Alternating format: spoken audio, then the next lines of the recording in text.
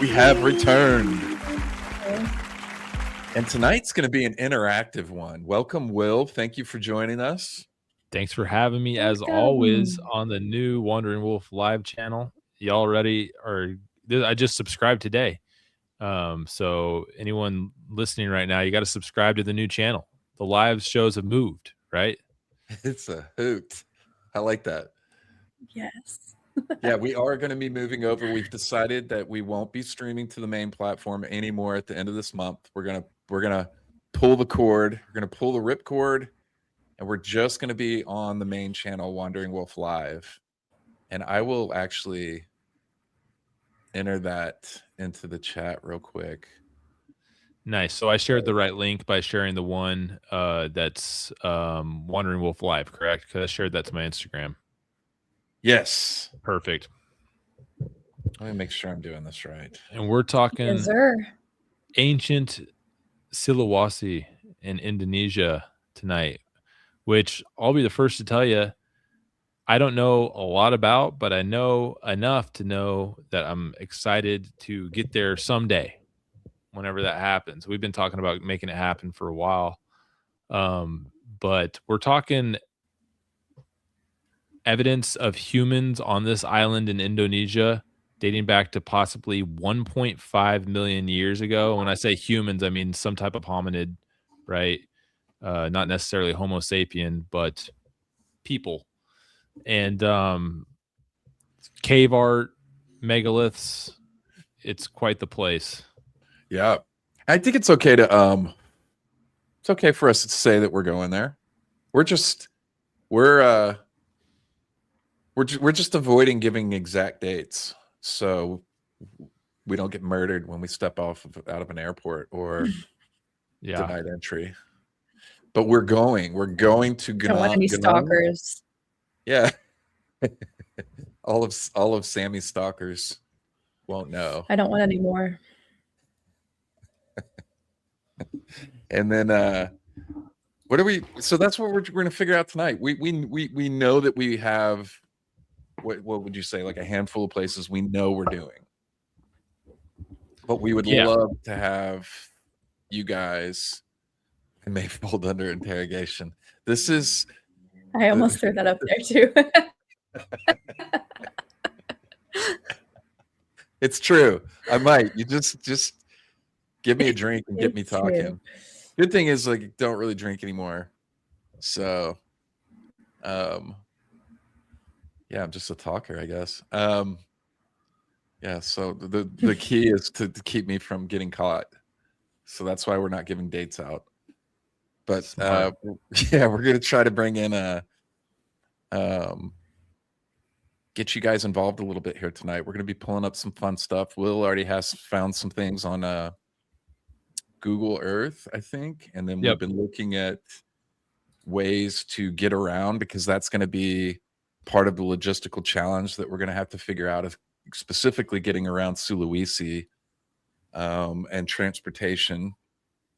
So we'd love you guys' interaction tonight and y'all's help while we're doing this. We're going to be actively planning a trip and digging into things for, and what's the main island called? Gunung Padang and then Sulawesi are the two spots that we'll be visiting together.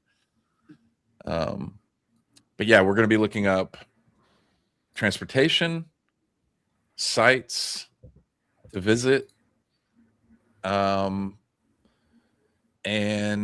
all within a time frame of 7 to 10 days that we're doing both. So it's a tight schedule, but I believe that main island is Java, which is where Jakarta is, and that's where Gunung Padang is. Very nice. That's Sulawesi right there. And that's where they're finding evidence of these tools 1.5 million years ago. Cave art that's possibly 45,000 at minimum, 45,000 years old. And that's paintings, which means, like, it's really hard to preserve cave paintings for even a couple thousand years, but 45,000 years is just wild. Before that, the oldest was thought to have been in France. You got the what are they called? The Chauvet caves. Have you ever heard of those? That's that would be the ultimate trip, right? Like if you really wanted to be an explorer, the Chauvet cave, you have to go cave. You would have to go scuba diving to get into there. No way. Yeah, because are you aware of like how they discovered? I want to do it. Sign me up. Yeah, so those are so old that the entrance to the cave is now underwater. It used to not be. And those are like 30,000 years old. But on Sulawesi Island, my friend Jacob, shout out to Jacob Bloom, awesome Instagram account. I'll shout him out real quick. But he was there this summer, and I saw in his story he was talking about 45,000-year-old cave art, and he was with an archaeologist that was talking to him about this. And Jacob Bloom with double M at the end. And so I pulled up a few things here, and let's see, ChatGPT. I had you. ChatGPT gave me a little bit of a summary. Where did that go?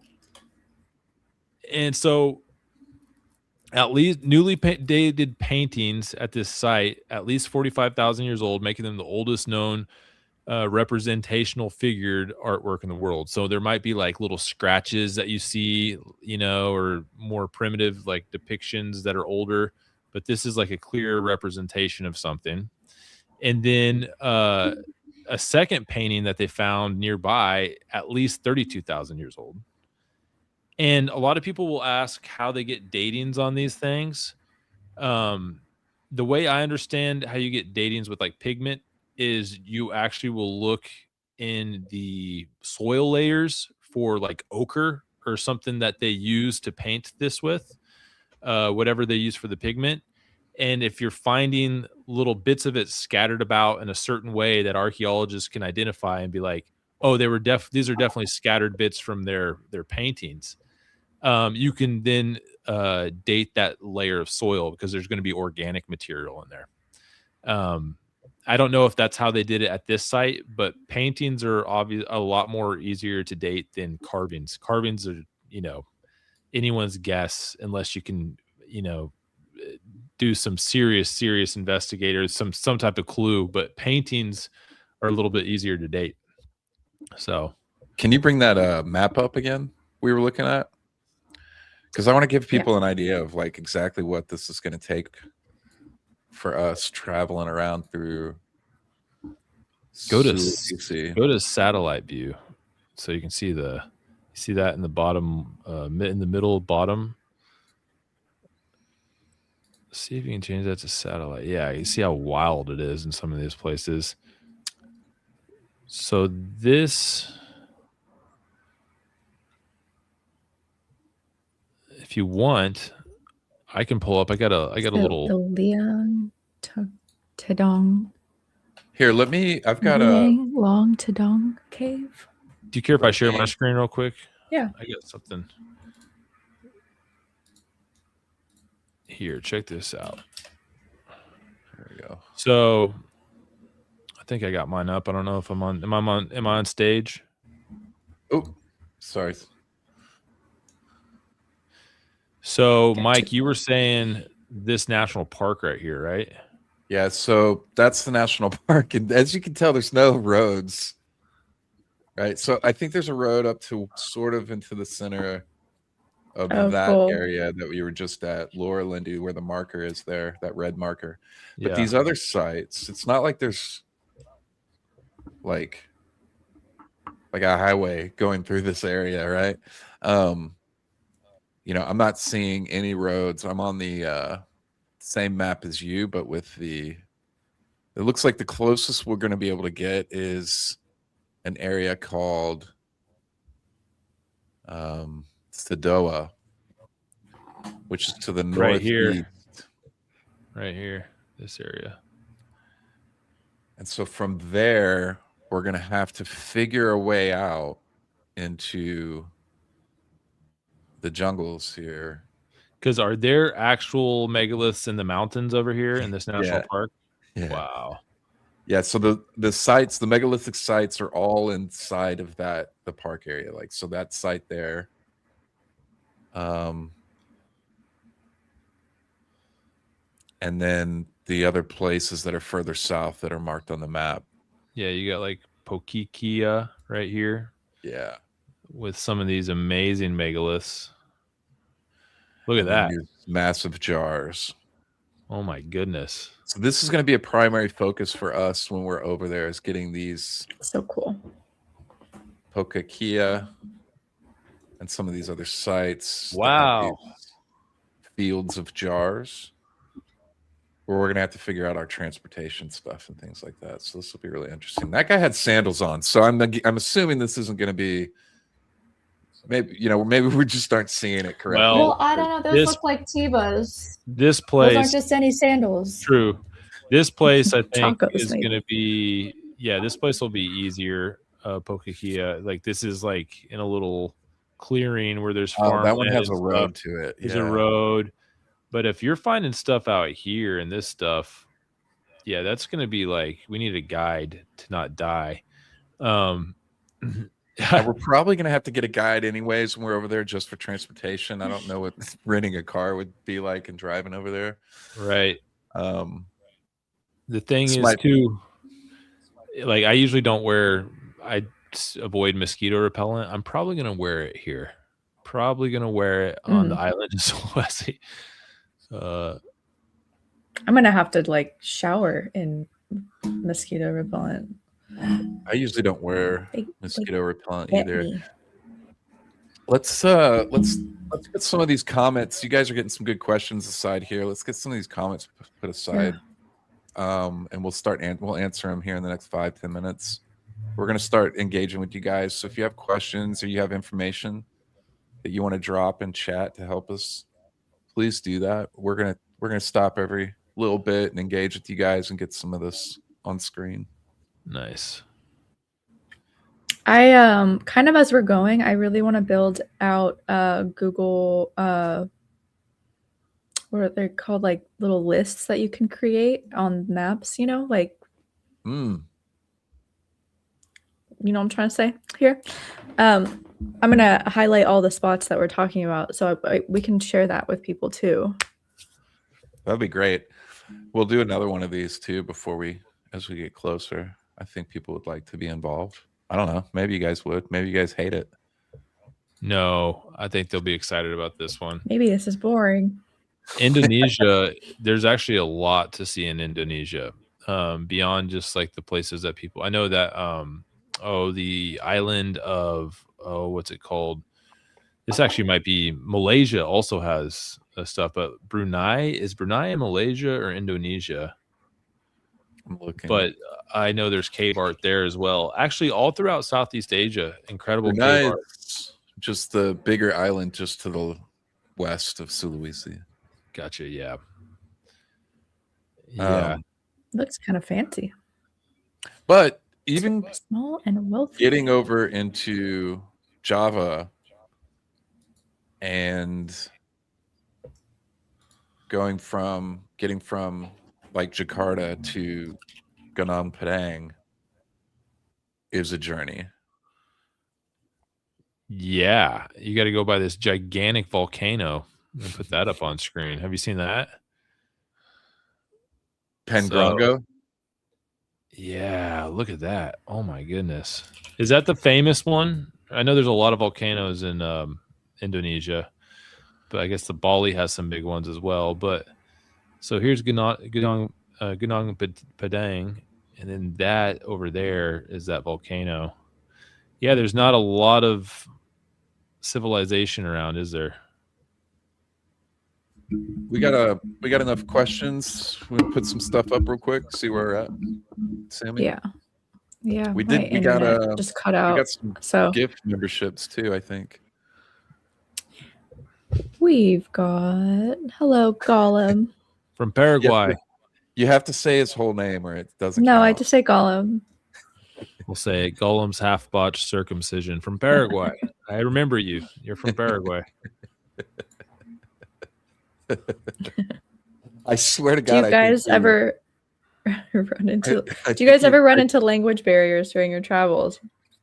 No, I've gotten really good at doing hand gestures. No, Mike actually speaks 25 languages. I speak like enough Spanish that I can get by, and then actually, shout out to Apple Translate. Apple Translate is really good. It's like immediate. It's very accurate. I've been using it.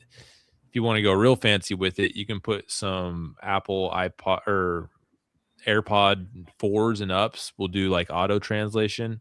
I haven't had much success with that. I think it's easier just for everyone to just do it on the phone and read as it's doing it live. It does it immediately now. So I never use anything. I always just use kind of acting things out and miming stuff, basically. And that always works. Or people have translators now. right. Because usually you're trying to get something, go somewhere, buy something that they may be able to get some money out of you on, right? So it's like everybody everywhere has some kind of translator. Also, I really want to get one of those earpieces. Have you guys seen those that like translate languages in real time? And you can just use AirPods now. They'll do it. Really? Yeah, you have to have the app, but like they'll do it. Yeah. Wow. But also you'll find when you're traveling that the same situations occur over and over and over again for both them, the people that are usually dealing with tourists, and yourself. So you can figure out real quick at a restaurant, that the same routine in English is happening in Spanish. So you can tell real quick that they're just asking you, is there anything I can do? Do you need anything else? Or like, the bill, there's a common thing, this is like universal language for like check please, and then, when it comes to ordering, paying, whatever, you can kind of figure out real quick, they want me to pay or whatever it is. So yeah. And a lot of places, like when you're eating way out in the middle of nowhere, if they have a menu, they usually have a picture, even if they don't have it in English. There's a picture next to it. So you just point at that. Yep. Matter of fact, like that place in Thailand, what's the really famous backpacker road there? Koh Sao Road or something like that.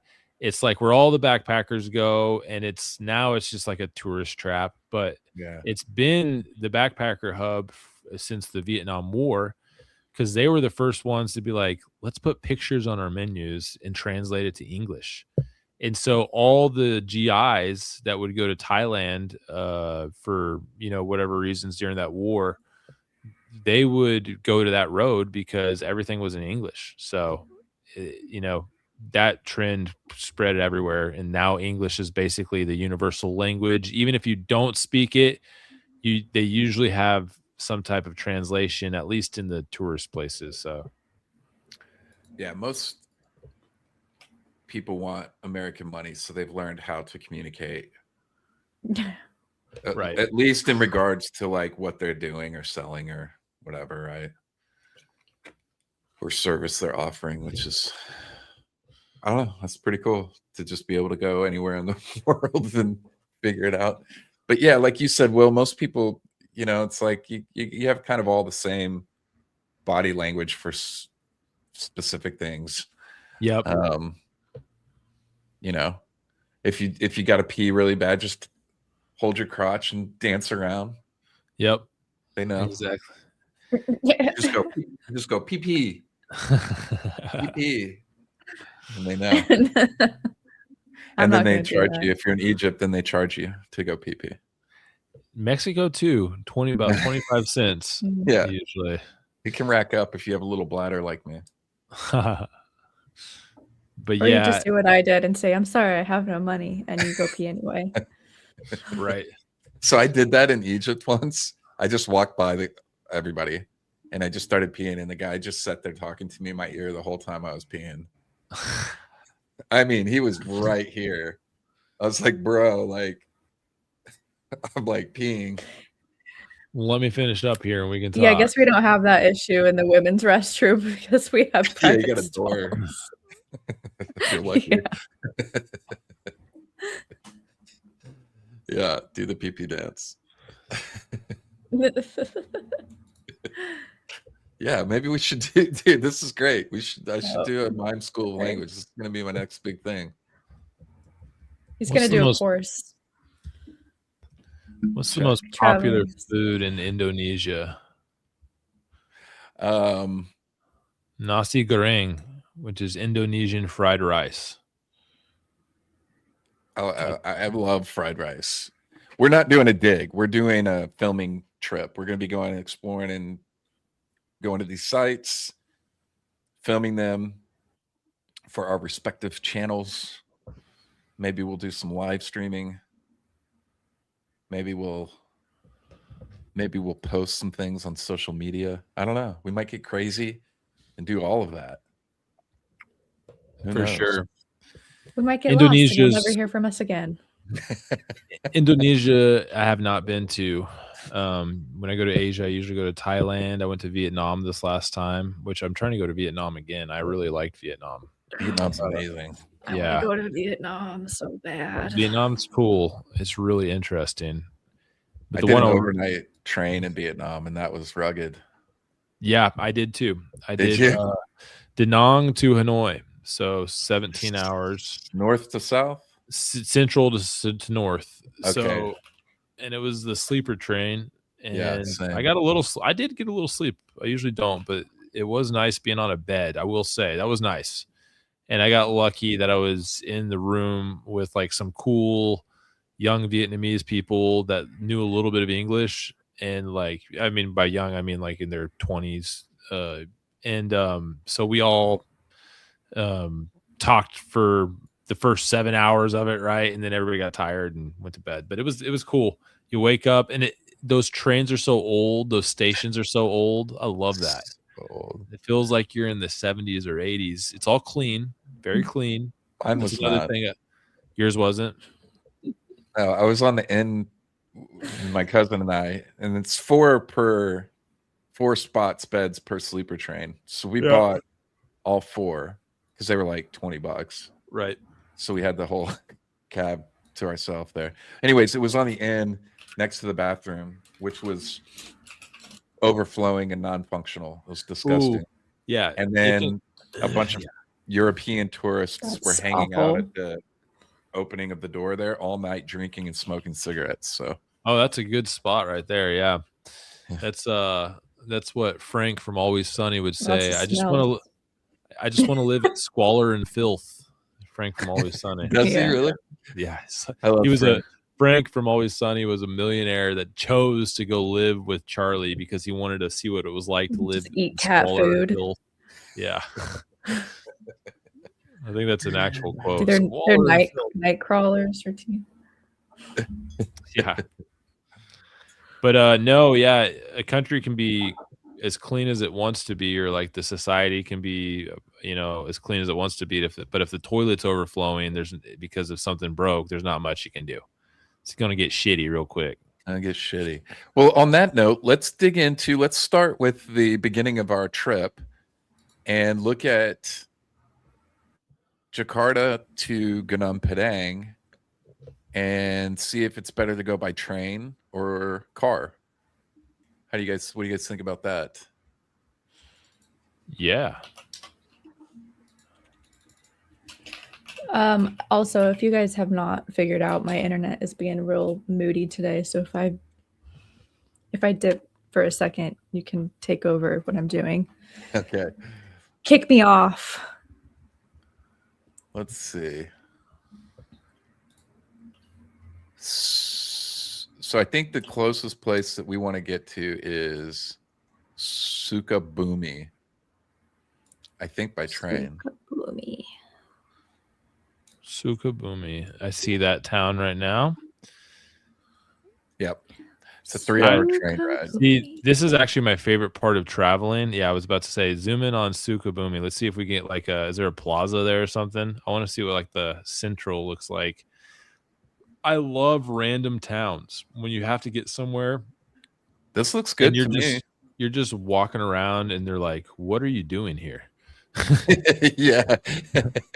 That's my favorite part about traveling is like I get to go explore somewhere that I never would have heard of. Yeah. I think we can just get a train. I'd rather ride a train than do the buses. Yeah, it's a 2-hour drive, 2 hours and 12 minutes, or a 2 hour and 56-minute train ride. Nice. So I think we can just grab the train. Let me put in the right dates.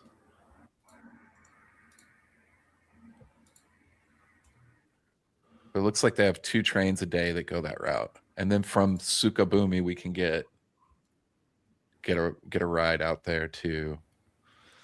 Tell you what, Sukabumi is going to not be a very fun place if that is not going to be a very fun place if that volcano explodes. Is that volcano active? And then from Sukabumi to Gunung Padang, it's an hour. Let me see. I'm looking up the volcano now. Mount Getty.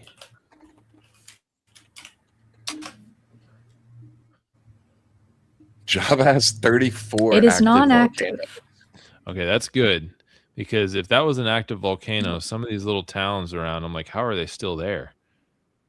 Yeah, but the island has 34 active volcanoes. That's crazy. That looks like one. That looks like one. That looks like one. That looks like one. Oh my goodness.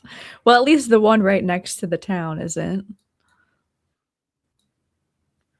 But there's so like many people in chat. Sophie, I saw that. That's you guys crazy. Have another president.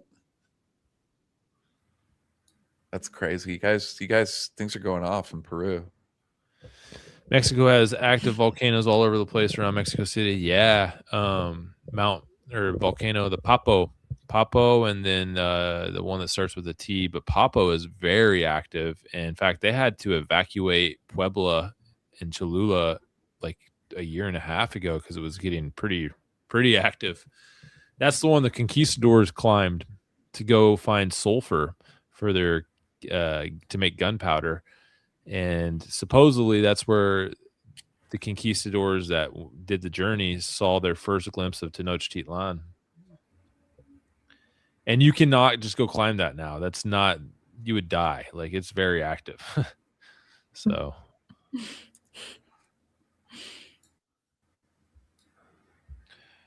nice. So then we get to Sukabumi. I don't know if anyone else would be able to pull that out of their head.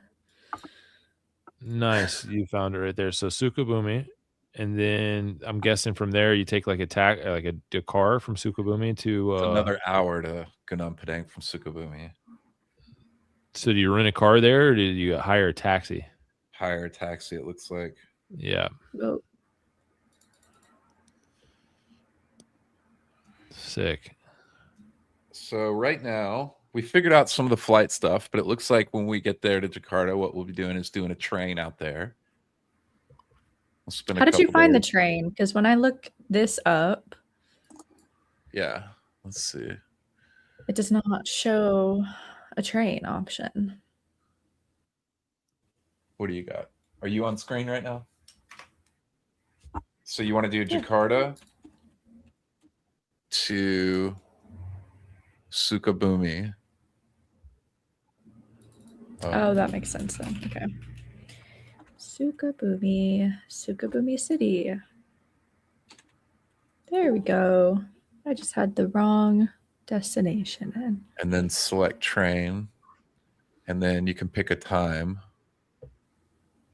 And then it looks like we want to be on Kereta commuter Indonesia, potentially. Looks like there's 2 options.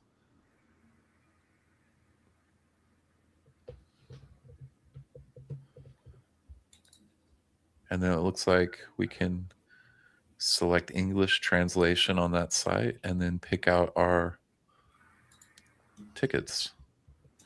Sick. See, this is a professional traveler right here. Mike, you figured that out quick.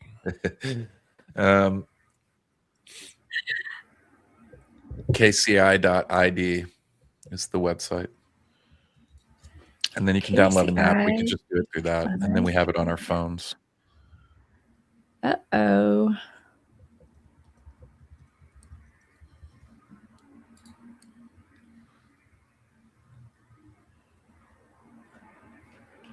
I do not. Gotta deactivate my VPN to look at this stuff. That's always risky.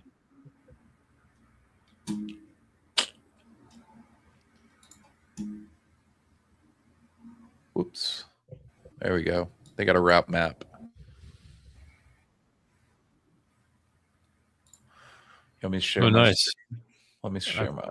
I pulled up the Wikipedia for Gunung Padang as well. If we wanted to look at some of the controversy there too, just let me know when I'll pull it up.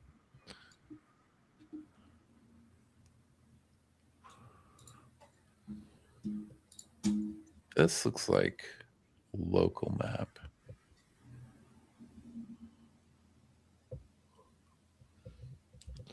Ooh, B-Buster says the volcano is active now. Wow. Word of mouth guy says, is this a tour? No, this isn't a tour. That'd be sick though. So this is just going to be a solo trip. That's something I've been looking into with Megan from Prehistoric Paradox, and she is on the new show with Dave. Nice. I saw her. Yep. So she is co-hosting with him now, and so she went over to Indonesia this past year and connected with Danny Hillman, and then was over there for a little bit. So I've been getting some information from her. I was hoping she'd join us in chat, but she, I guess, had some power outages up there in Canada where she's at, so isn't joining us right now at the moment. But no, we had talked about maybe doing a tour in a year or two over there. I think that'd be really cool. I think you have to include Sulawesi, so it makes it a little difficult. There's some logistical things that would make doing a tour over in Indonesia like we're doing like this, that would make it logistically pretty tough. But I'm going to explore that and see if it's doable. That'd be sick. You know, I've always even thought about, like, I go to Thailand enough that I just love the country and I know a lot about it. There's some cool, they're not ancient, but pretty old, really cool cities from those cultures that were like, 800 years ago, or even some of them a little older. And then a lot of cave paintings out in Thailand as well. There's all kinds of cool tours you can do that maybe would be not like the biggest block. They wouldn't be the biggest hits like Japan or Peru, but Thailand got a beaten path, but it's also, still pretty foreign for people that want to get out there and do something new. Cambodia obviously too has a lot of cool stuff. Yeah, the company that I work with a lot of times on the tours that I do just removed Cambodia from their list. I wonder if that's because of the conflict. Yeah, the war going on. Yeah, the little border war. Murders.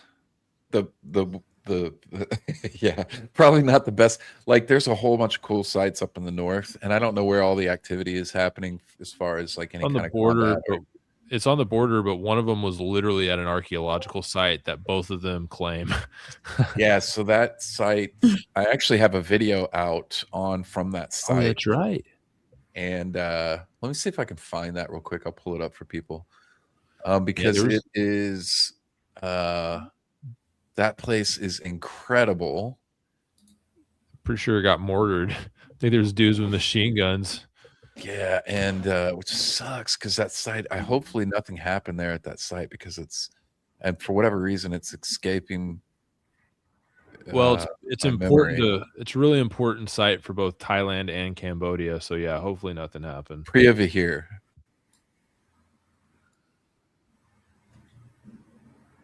Yeah. I'll drop that here. Let me drop that in the chat if you guys want to watch it.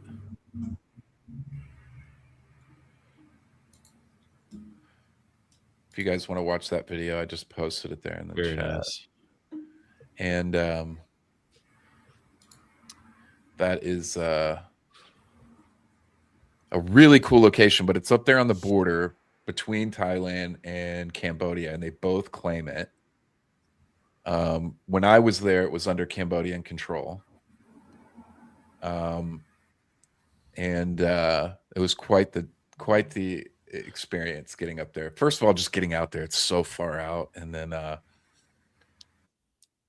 the ride up there, you have to hop in the back of these trucks. They load everybody out there, and these trucks and the truck beds, and then they drive you at like 80 miles per hour up to the top. It's crazy. And then you get up there, you can just walk around and explore, and there's an ancient quarry at the top as well. Really cool. That's a place that there's some famous pictures of some of the stuff that's up there at the top that you'll see a lot of times, like these massive circular holes in the ground, and stones, and a whole bunch of really cool stuff. Oh wow, just like 4 minutes ago, this thing on something called the Straits Times said Cambodian Prime Minister says Thailand is occupying territory after Trump brokered ceasefire. So he's not happy, thinks that Thailand is occupying parts of Cambodia territory, then they're not supposed to be. But yeah, at one point China was investing heavily in Cambodia, and then I think maybe cooled down on that. I don't know if there was like a disagreement between the two countries, but from what I read was China was kind of like, you're on your own, Cambodia, and I think Thailand started whipping Cambodia's ass a little bit. I mean, just in that border war, and I think it's died down a little bit. Sounds like Trump brokered some type of ceasefire, but Cambodia is still not happy, it sounds like. They think that Thailand is occupying territory that is theirs. So I wouldn't be surprised if it flares up again. So we're going to be... So somebody said here, Sammy, I'm going to put this on screen real quick. So we're not doing a group. We're doing a trip over here to film these sites. So we would love for you guys to throw any information in chat that you have about traveling to Gunung Padang, helping plan out the trip, doing Sulawesi. So we're just doing that tonight. And somebody else mentioned in here, and you had this one starred, Sammy, but I'm pulling it up real quick. We're going to be trying, Sammy and I are going to be trying next year. We're going to be going to Namadal, just to put that out there. So we're going to actually be crossing this one off the list as well next year, probably about a year from now. We're going to get out to Namadal and do that site as well. How do you spell that? Namadal? Namadol. Nanmadol.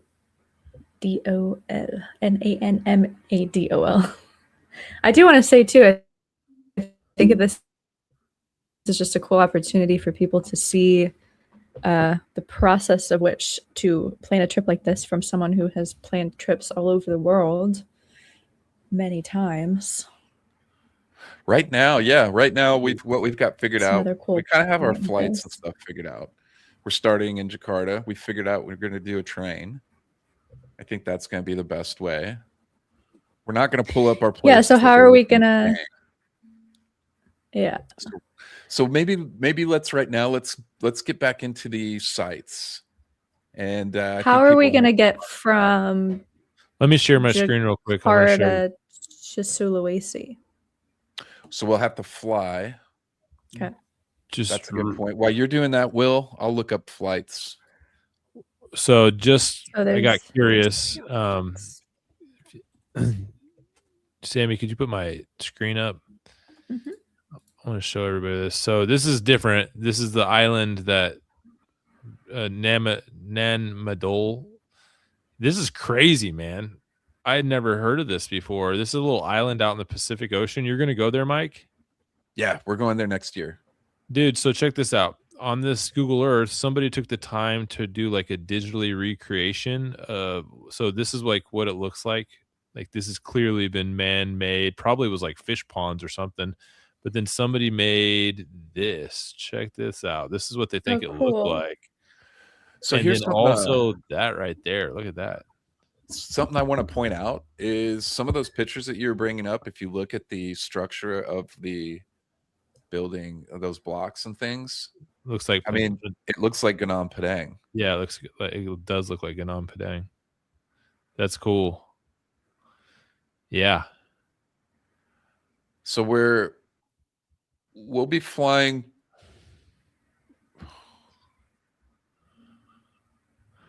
We'll have to fly from Jakarta to Sulawesi, but wow, that's out there, dude. Looks like this may be a little complicated. That's crazy that they built that out on this tiny island. Like a lot of times, you know, island nations will, you know, I don't know. It just, you don't see that a lot out in Polynesia, though. You're seeing all kinds of stuff. Wow.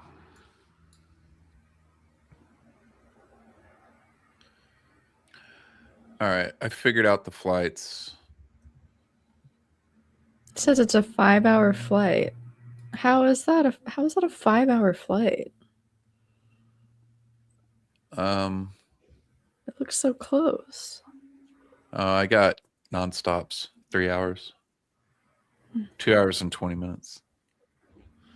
This is one of the cave places. I think there's cave art here somewhere. But we will have to fly into, and I need to make sure that this is correct. Oh no, guys. Looks like we have to fly into Makassar, which is in the very south. Let me see if there's another. See if I can. Well, so the cave paintings are in the south. Yeah, they're in the south. I was just showing that. And then am I still on screen here? If you want to put me back up, here's what some of those cave paintings look like, by the way. So I heard this. Oldest cave paintings in the world right here. And they're using some type of filter, although I think you can still see them pretty good in person. There's some handprints. That's some type of like boar or something like that. I always count the fingers with these. Sometimes you'll see 6. 1, 2, 3, 4, 5. 1, 2, 3, 4, 5. Nice. No polydactyly there. But yeah, this one right here, I think this is one of the older ones. Like, I can't even imagine 45,000 years ago. I can't even imagine that. More handprints. Dang, dude, that's crazy. I'm trying to remember.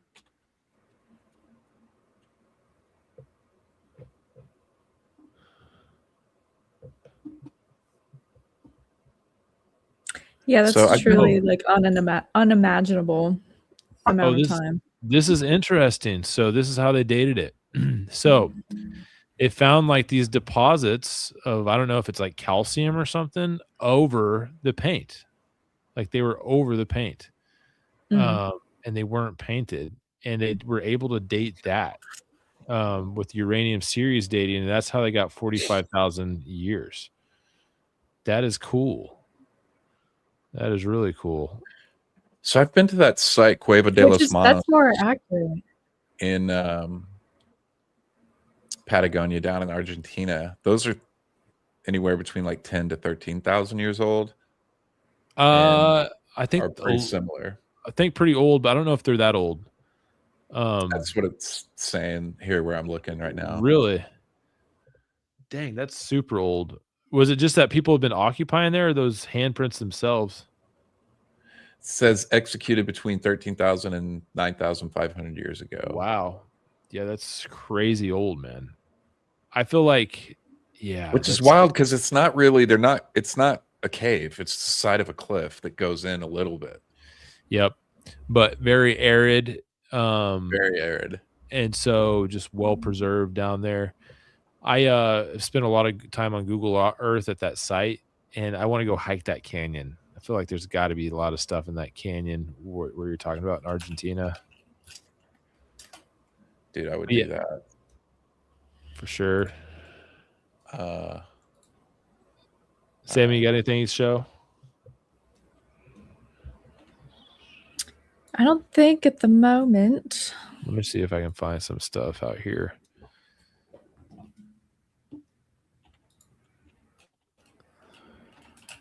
Okay. I was just about to say hi to Jeff. We can fly. We can't get to that cave though because it's underwater to get into it, right? Which no, I was talking about the one in France. No, I'm sorry, but the one in Sulawesi is underwater, so we can't really get. No, it's not underwater. You can okay, so we can fly into the south and then fly from the south up to the north to Palu City, and from there do the megaliths. Nice. Okay. There's gonna be so many little flights. Yeah. Look at this. There's just like this field right here. It's got this old megalithic site right in the middle of this farm field. Is that sugarcane? Oh yeah, look at that. These things are just buried. So those pots are all over the island. This is complex megalithic Suso. Oh, sorry, I'm not on the screen, Sammy. Thank you. So check this out. You're good. So this site right here, complex is what it's called. It's got those statues and then the jars, more giant jars. These ones are cracked pretty good. These ones are pretty well preserved right here. Beautiful shot too. That might be a place worth hitting up. Yeah, for sure. Golly, this is gonna be so cool. What is Toba? Somebody asked. How far is Toba? What is Toba? I'm not sure. I've never heard of Toba.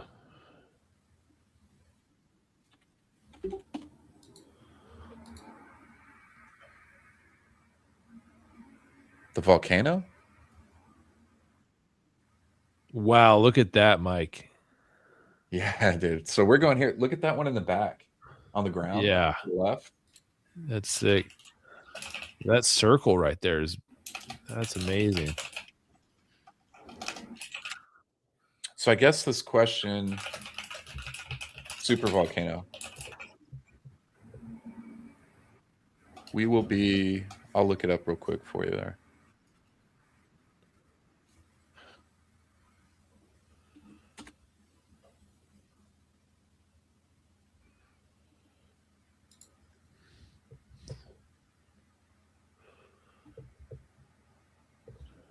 See what else we can find.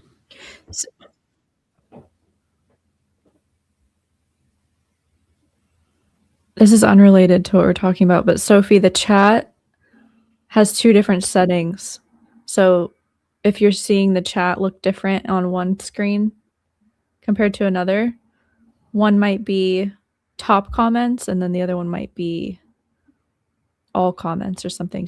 They're the top comments one filters out comments.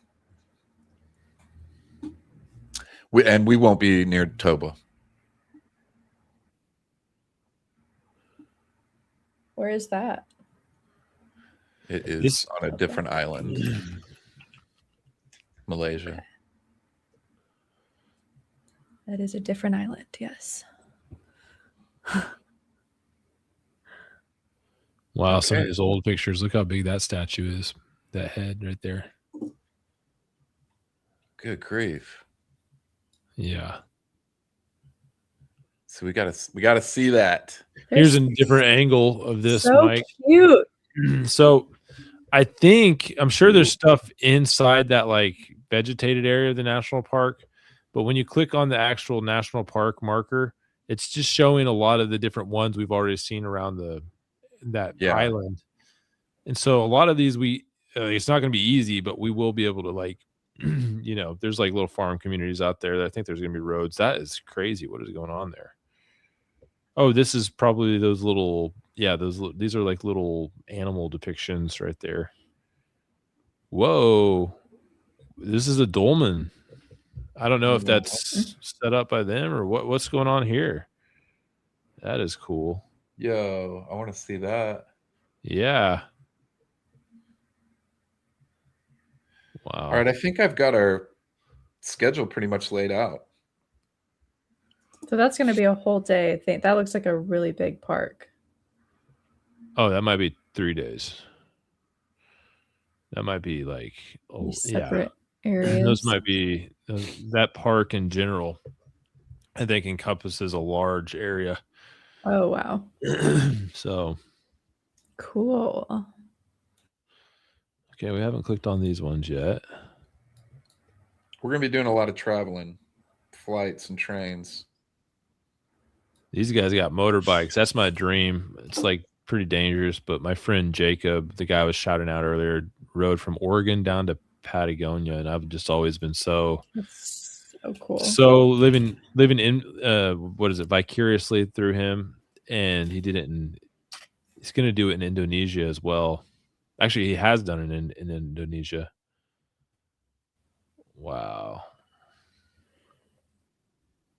This guy's meditating on the megalith. That's dope.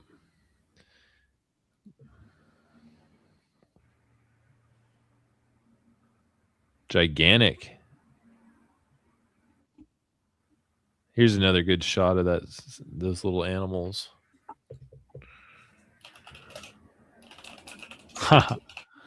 Jeez, that's amazing. I know.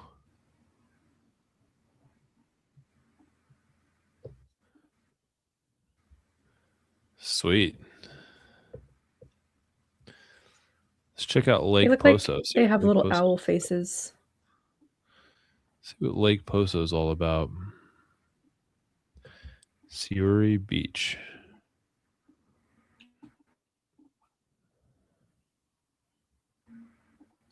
Well, that's not what we were looking for.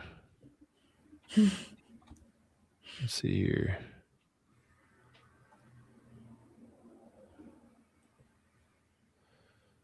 Wow, look at this lake on Sulawesi. Dude. Oh my goodness.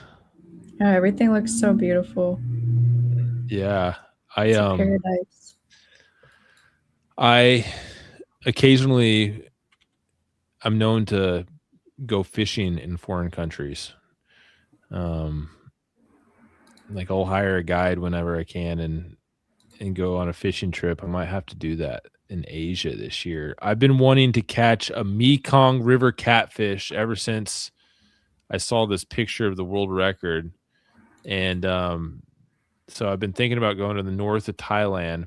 Are you all aware of what a Mekong River catfish is? Can I steer us off topic for just a moment? Yeah, do it. All right. So let me pull up a picture here.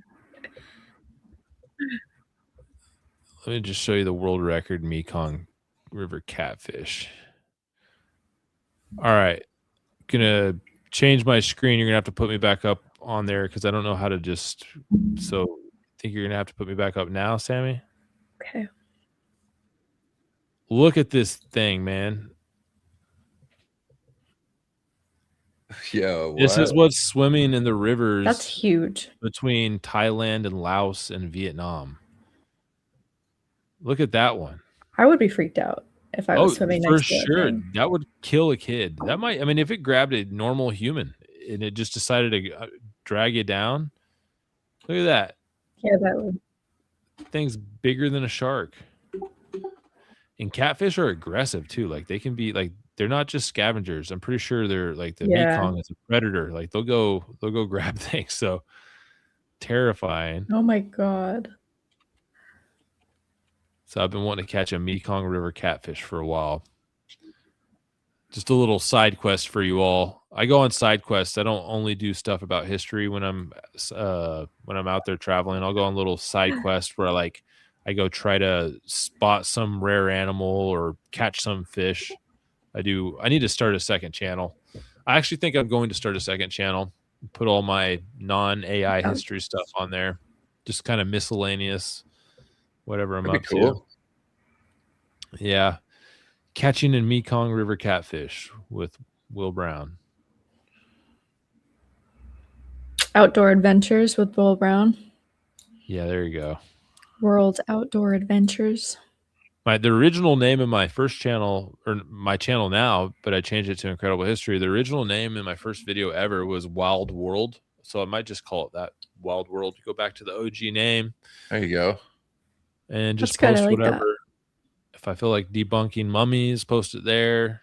I feel like posting whatever.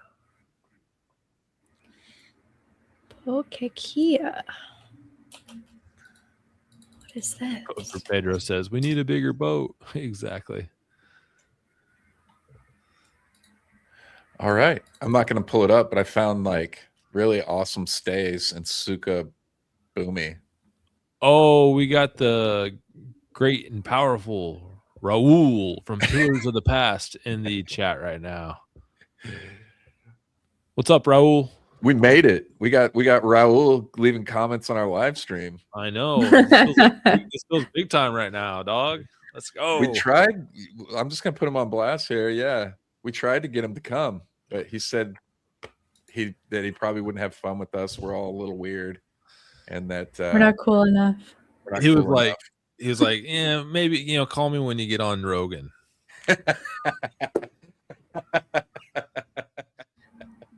By the way, when you guys get on my level, maybe I'm actually curious how that episode is doing. Pop in here, dude.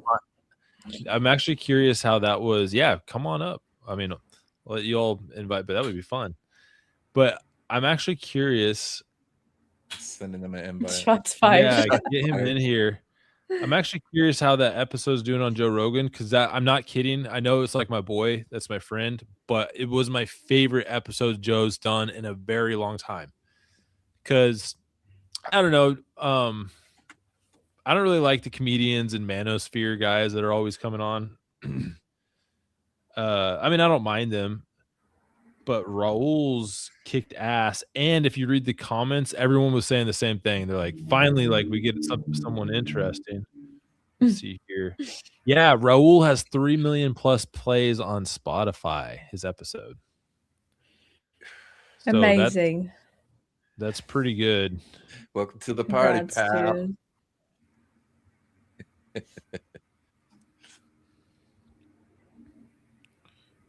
Oh, nice. Raul's going to come up. Sweet. I sent it. Awesome. What up, Rebecca? I'm dragging a little bit today. Raul will be able to tell some cool stories. I'm so tired. My brain isn't working as good. I'd love to just hear him talk about Rogan. Get the behind the scenes. BTS.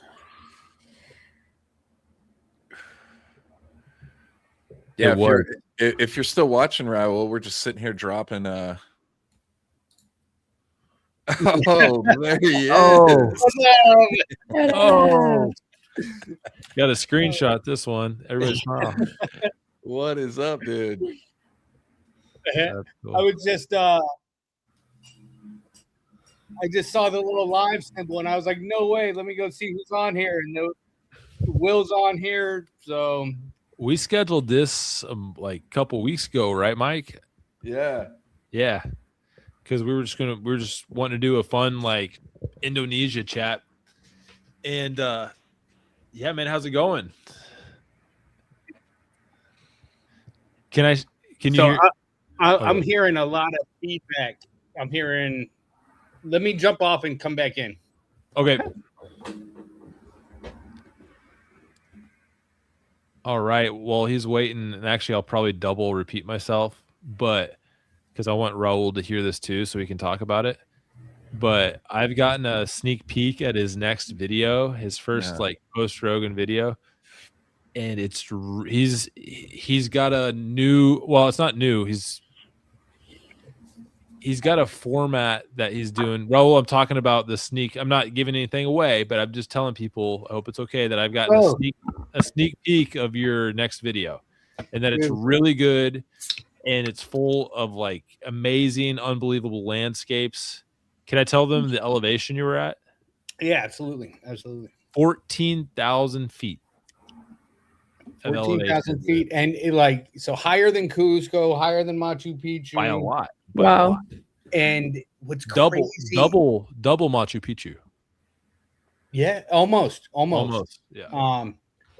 But like what's crazy is that it's this fertile valley, and like just this rich fertile valley. When you think you're that high up, you're just thinking like I'm thinking barren landscape, but this is like a rich fertile valley with streams and rivers, and it's pretty cool going back through the footage, because as I'm walking through the valley, these trees are towering up over me, but the canyon, the full trees take up about a quarter of how high the canyon is. Like, so it's just crazy.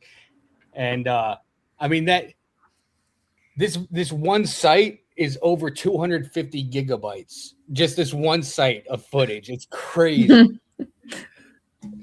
I was telling him that like I really like the way you're editing this next video. Let's just put it that way. I won't say anything else, but I like the way that you're incorporating the visuals with the dialogue. It's awesome. So yeah, I had no idea you had a background in editing and graphic design. It all makes sense now. I was sitting here beating myself up for the last year or so, like, how the hell is this guy so good? Like, where did he come from? Like, and he just figured all this out. Well, I mean, I blame it on a lot of my work's been like corporate stuff. Yeah. So I'm glad to step away from it, and but I think I need a Sammy on my team. So hey, you stay away from my Sammy. For real, Sammy, your Egypt video that you and Mike did together, really good. Great job, Mike. Guys. Great job, thank you. If that video is amazing, it's because of Sammy. Oh. Also, you had a short form on like just like a personal short on. Yeah, on you commented. Thank you. Fabulous, absolutely fabulous. Yeah. Are you talking about her social media posts? Yeah. She's so talented at that. So good. Stop it. I want to do more. Like, I actually sat down, scripted that, planned it out, like, put a good amount of effort into that one. So that'd be fun to do more like that. I'm kind of just like going along in life, trying to like, oh, I gotta record this. I'm doing things that are cool. I should put my camera here. Like afterthought. One thing, like, just I've tried to step back and analyze my own attention span when I'm watching things, and so being real mindful of how things catch me and keep the attention, and like that little short was just such a good example of retention. You know what I mean? And so, if you don't mind me asking, how long did it take to edit? Also, can we play it? I want to know. I want to see it now. Putting you on blast. Put me on blast. I can pull it up. I would definitely a couple days, probably, like to put the whole thing to. Well, maybe like it took like a day or two to really get like the writing and the script down, because the purpose of that was it was a submission for a contest. So it was like, trying to get in the information that I wanted to get in while also like adhering to kind of a story line, and just like, so you can see the kind of the thought process behind it. I stuck to like the story framework that I stuck to was hook, context, perfect, conflict, turning point, resolution. Act 1, Act 2, Act 3. Yeah. So taking me back to film school there. Yep. Exactly. I'm putting together a school. Are we pulling it up? I want to watch it too. Yeah, I'm pulling it up. You've seen it, you know. I'm putting But I mean, together. the reason I asked too is just because I love it when people on my videos like comment on the editing, just because. I mean, It's just so to much work. just to put text up or a simple sound effect, and it takes so much time, you know. Exactly. Yeah. Yeah. That's good, Sammy, that you did that in a story structured way. That's the number one thing most people are missing with videos. So like it can be anything. It can be like a YouTube channel on health. It can be a YouTube channel on your dog, whatever. You have to tell a story that's act 1, act 2, act 3. Otherwise it's not going to be like really any form of entertainment has to have that, I think.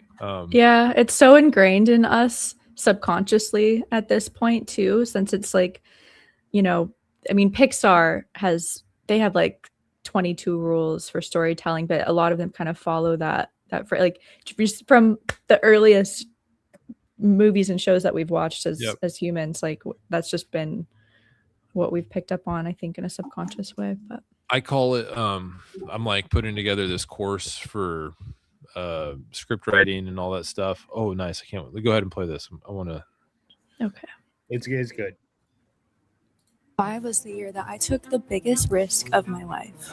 But no risk, no story. So here's mine. All throughout my 20s, I was stuck in a kind of limbo, aka the restaurant industry.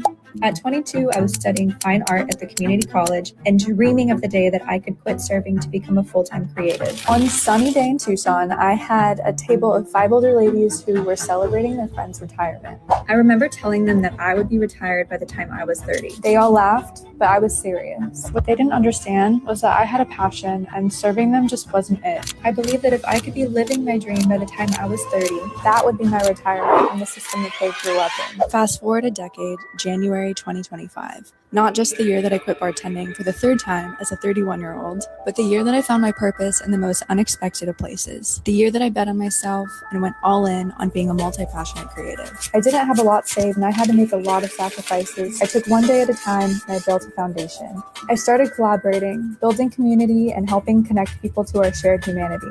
I walked through the doors as they opened. I fully surrendered to this foreign way of living and I trusted the process. Started sharing my story without fear of failing because I wanted to show other polymaths it was possible to carve their own path. Winning this would help me accomplish some of the massive goals that I have in my 2nd year as a full-time creative. Help others bring their dreams, visions, and stories to life and capture moments on camera that connect our shared humanity across cultures and time.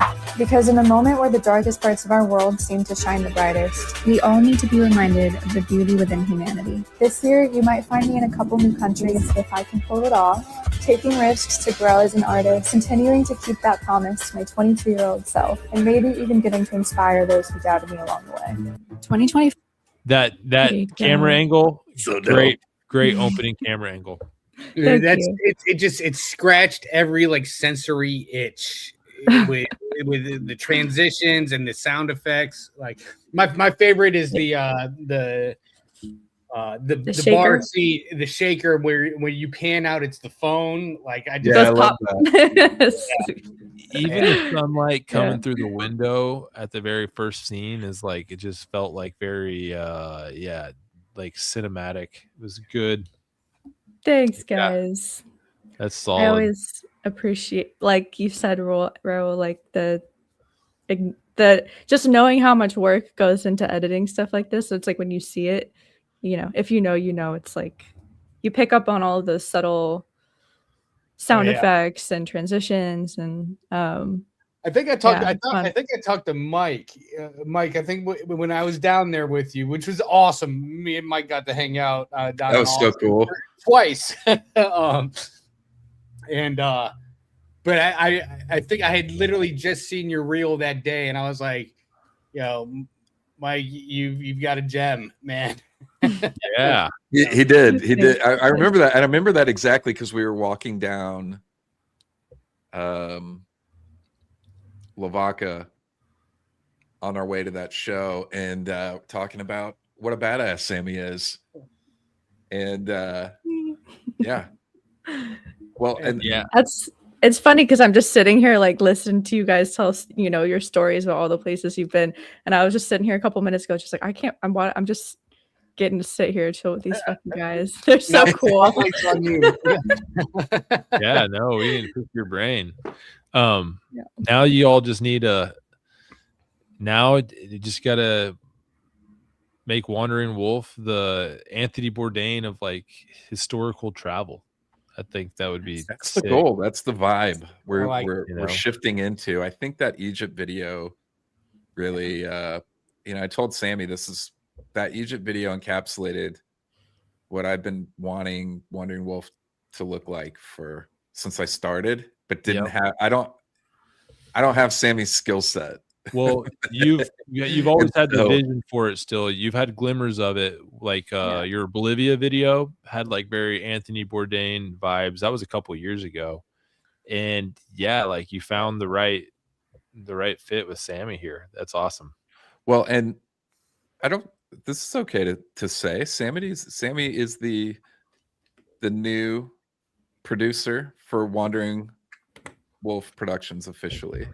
Nice. Oh, nice. Can I give myself a clap? Yes. Yes.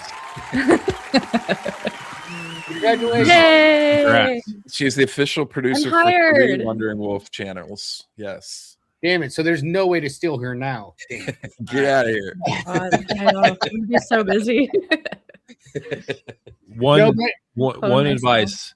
Get on Facebook. Start posting on Facebook. We just talked about that before you came on. We were talking about that. I'll tell you what. Bring that up before because of connecting everybody and doing a well, we talked about it when you and I were talking, Will. Yep. Passing on the info. I mean, I followed Will's suggestions on Facebook, and I was sleeping on Facebook. You're killing it. Sleeping on it. Most people are. Raul's killing it on Facebook right now. If you go check out Raul's channel on Facebook, he's been getting hundreds of thousands and even millions of views on some of his videos. Oh my god, that's amazing. So sick. Yeah. Yeah, because this goes into what you're saying. Michael, how you're going to create a course with like the writing and create stuff, right? Yeah, for basically like kind of a smorgasbord of like AI, storytelling, script writing, narration, and how to make money doing it, like storytelling. It's really just going to be, I get a lot of fans asking me to like create a Discord where they can be involved in like the creative process or just see what I'm up to, community. So school.com I think is probably the right place. That's what I'm going to use because I think it's the right place for the course aspect of it. I'm going to say this. I'm going to put some of you gave some of the, you touched on the video I showed you. I'm going to touch on the video you showed me. All okay. Right? So Will's new video that he's working on now.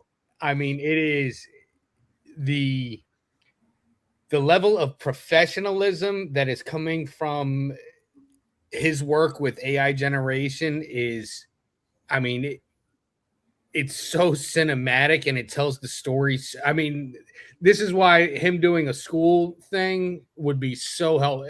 I'd subscribe because I feel like I've missed the boat on a lot of the AI stuff, and I know you haven't kind of evolved with it. So it's just the early days, man, and it's gotten so good in just the last month. And thank you, Raul.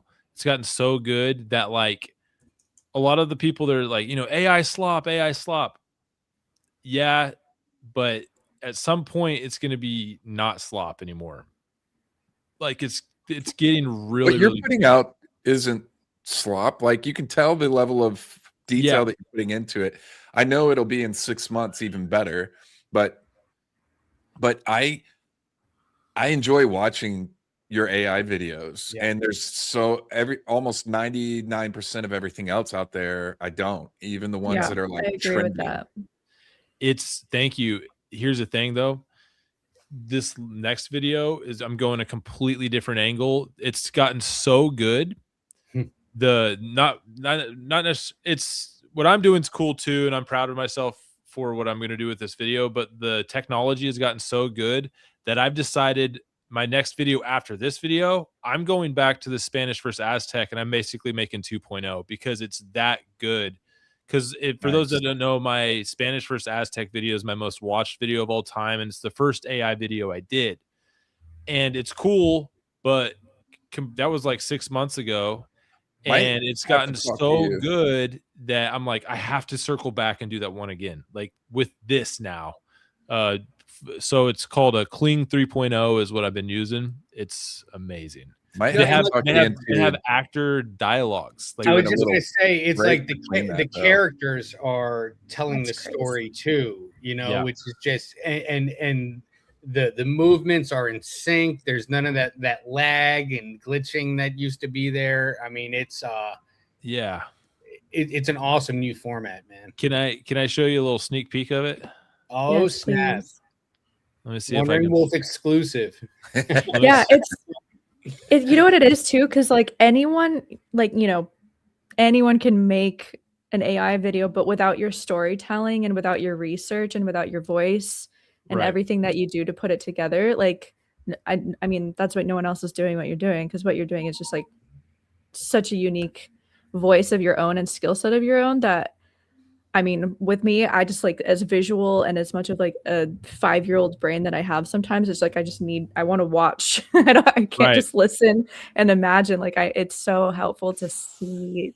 I gotta say this too, objectively speaking, as someone who's seen the evolution here and talked to you in the background. Yep. Objectively, I can see the evolution of your own story, like in your brain. I can see you thinking in shot sequences, you know what I mean? Like that's what happens when you, I mean, it's like that McDowell 10,000 steps or hours thing. So repetitive, you know, with the AI that you're doing, it's the topic as well, because it's there's so many stories.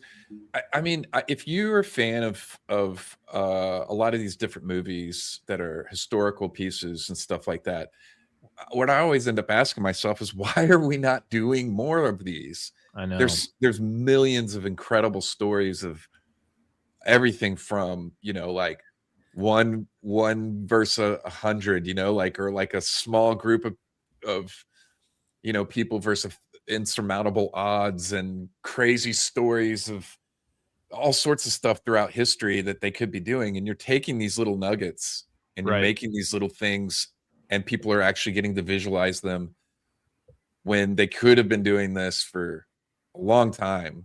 Right. And it's hitting an area that's like people, I think, have been craving for a long time. I know I have. Yeah. And, you know, the New Spain topic also, Mike, like New Spain in the Americas, it's like they're not making movies on it because it's too politically incorrect to do so still. And really, I mean, there's people that cover the story or like the archaeology and stuff, but like Luke Caverns, his channel is really focused on the Americas as well, and he has a style where he goes deep into some of these stories. Definitely recommend his. In fact, he's starting a new series soon about basically the wild frontiers of all the Americas. And me and Luke were talking, like, no one's telling these stories, and many people want to hear them. So I think I need to unplug. I'm going to show you all this. Normal microphone here. I think it'll get us audio if I do that. And let's see if I can figure this out. That sounds interesting. Yeah, let's see here. One second. And I keep seeing this, and I'm getting text messages too. So if you're here, I'm glad. I heard X was not streaming earlier. Interesting. Sammy, you want to pull this up? Yeah. Okay. So could you hear that when it started playing right there at first? See, this is like vlogging. Yeah, we can hear it. Okay. Yeah. So a little context here. This is Lope de Aguirre, who I will say I pronounced his name Aguirre the entire time. The German I'm so German and English that the UI is "wa" in that. And anyways, my Spanish friend corrected me. It was like, it's Aguirre. But anyways, this is Lope de Aguirre, the craziest conquistador of all time. And a little context here, he's just kind of a bad dude. And he got caught exploiting the native population with labor, basically enslaving them. And technically, you weren't supposed to do that. Like, that's technically illegal. And so he gets in trouble for it, and he gets sentenced to a public flogging. And here is that scene. Him to a public flogging.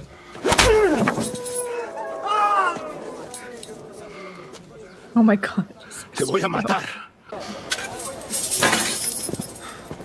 This was humiliating for Aguirre, and he never forgot it. When the judge's term ended, Esquivel went into hiding, knowing full well that he had just punished a dangerous madman. He was constantly moving to avoid this revenge, but Aguirre followed him. First to Quito, then back to Cusco. Legend says Aguirre chased him barefoot for more than 3 years, across thousands of kilometers before tracking him down to Cusco. After years of relentless pursuit, the madman Aguirre got his revenge.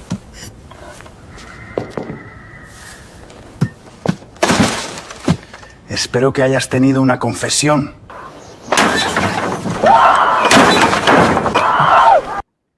It's fire, Dude, that's man. so good. Dude, it's such fire. This is insane. Thank you. What the hell?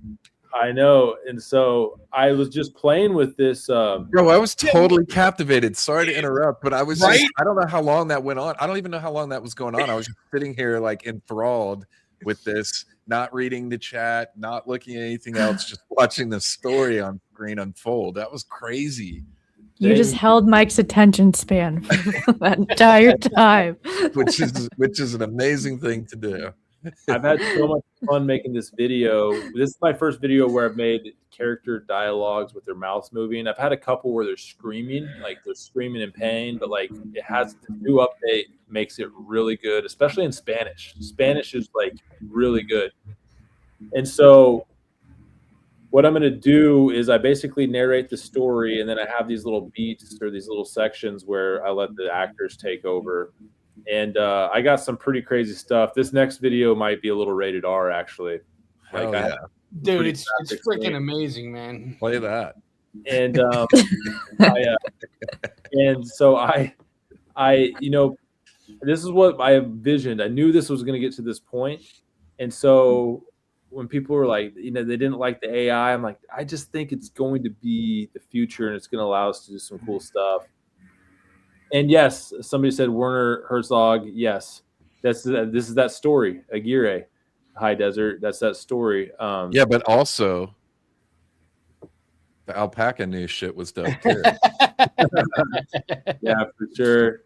And so I wasn't even intending to do this. I wrote my script just like normal, started editing, and was like, you know what, for my school community, I need to learn how to do voice acting with this. And so I got on the phone on Friday with my friend Dave Mike, and he kind of taught me the ropes. And by Saturday or Sunday, I had created this scene right here, and I was like, oh. I was like, I really like the soundscape, you know, the sound of like the Andean condors in the background, and just kind of the, you know, the, maybe I won't even add any music to this one. So I don't even think I might add a little bit of music in certain strategic moments, but usually I would play music kind of throughout. I don't think I'm going to do that anymore. I think I'm going to like really try to audio engineer the sounds I want to hear from the soundscape or the landscape from now on, because it used to sound goofy. The latest update's pretty good. And I'm like, okay, maybe we can go with the sounds now that AI is creating as well. Dude, I mean, I think I can speak for all of us here when I say we could have continued just watching this. Oh, You know? definitely. Like, I can give you another sneak preview if you want. There's more, but like, yeah, Yes. well, let's see here. What else do I got? I mean, you know, don't let me talk you into doing something you don't want to do, but yes, I want to see it. Yeah, so I'll need to send it. I'm going to send it on this phone. Actually, what I'll do real quick You guys keep talking. I'll show you the first like 2 minutes of the video. This idea that there's a lot of people that push against AI because they're saying that it's like doing away with creatives and different stuff like that. But this is the result of not giving people what they want. And the work that goes in that you're putting into making this is spawned from your imagination, your work. You're doing all this. This is a whole process that's being, AI is helping to simplify into one person being able to do all the things that used to have to be done by like a studio for a movie or something, right?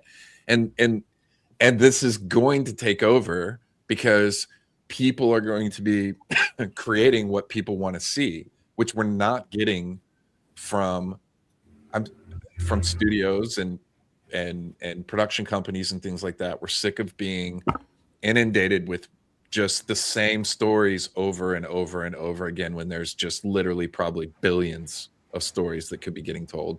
Right. Well, and the thing about that too is I think it just generationally, like I haven't read as many books, like paper books, since I was like a kid. It's just been like slowly falling off more and more, and it's like a habit I want to pick back up. But without that, you lose the connection to some of these older stories that are only in that form.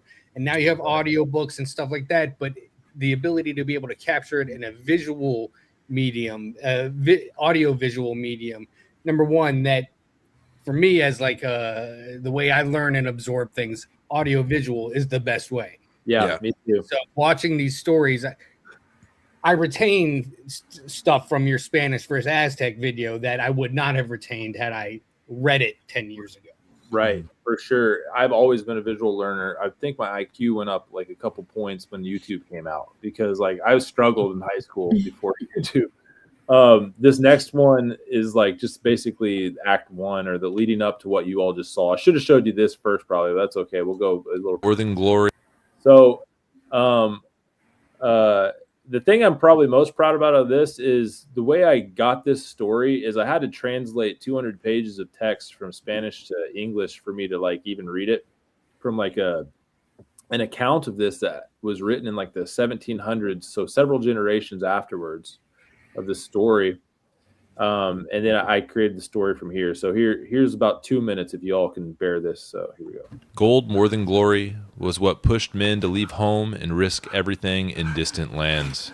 In the 16th century, explorers chased legends, the fountain of youth in a river called El Dorado, said to carry gold and precious stones in its water. These legends and the lust for gold led Francisco Pizarro's conquest of Peru. For years after, stories circulated about rich lands along the Amazon River.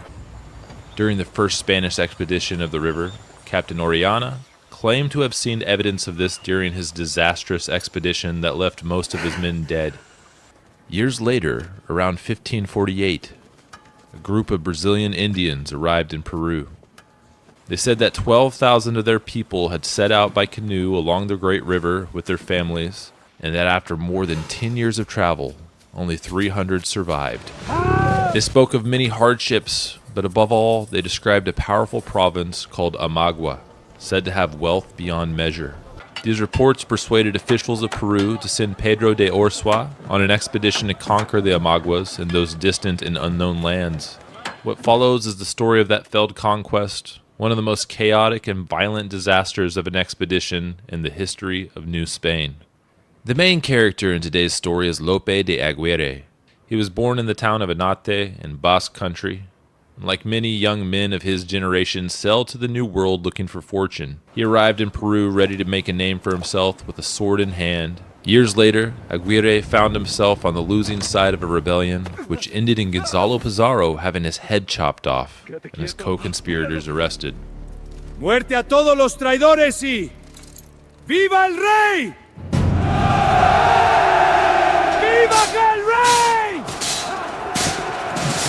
Aguirre escaped the crackdown by fleeing to Nicaragua. Even there, he didn't settle down. He kept falling in with other restless men plotting disturbances and joining failed mutinies and rebellions. El rey no tiene ninguna autoridad sobre mí! By 1551, the heat surrounding his name had settled down, and Lope de Aguirre was back in Peru. He immediately began exploiting the native population for labor, which, despite being a widespread practice at the time, was technically illegal. ¡Trabaja más rápido, maldito! A judge named Francisco de Esquivel arrested him for violating laws meant to protect these indigenous people. Aguirre argued back, claiming noble birth and a good family, but the judge ignored him and sentenced him to a public flogging.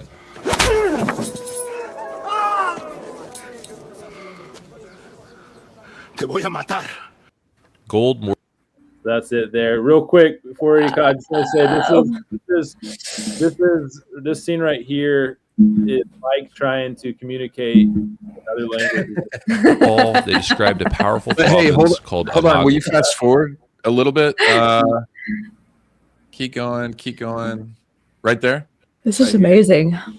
He steals that guy's apple. Little back. There. Wow, Right. that's really good AI.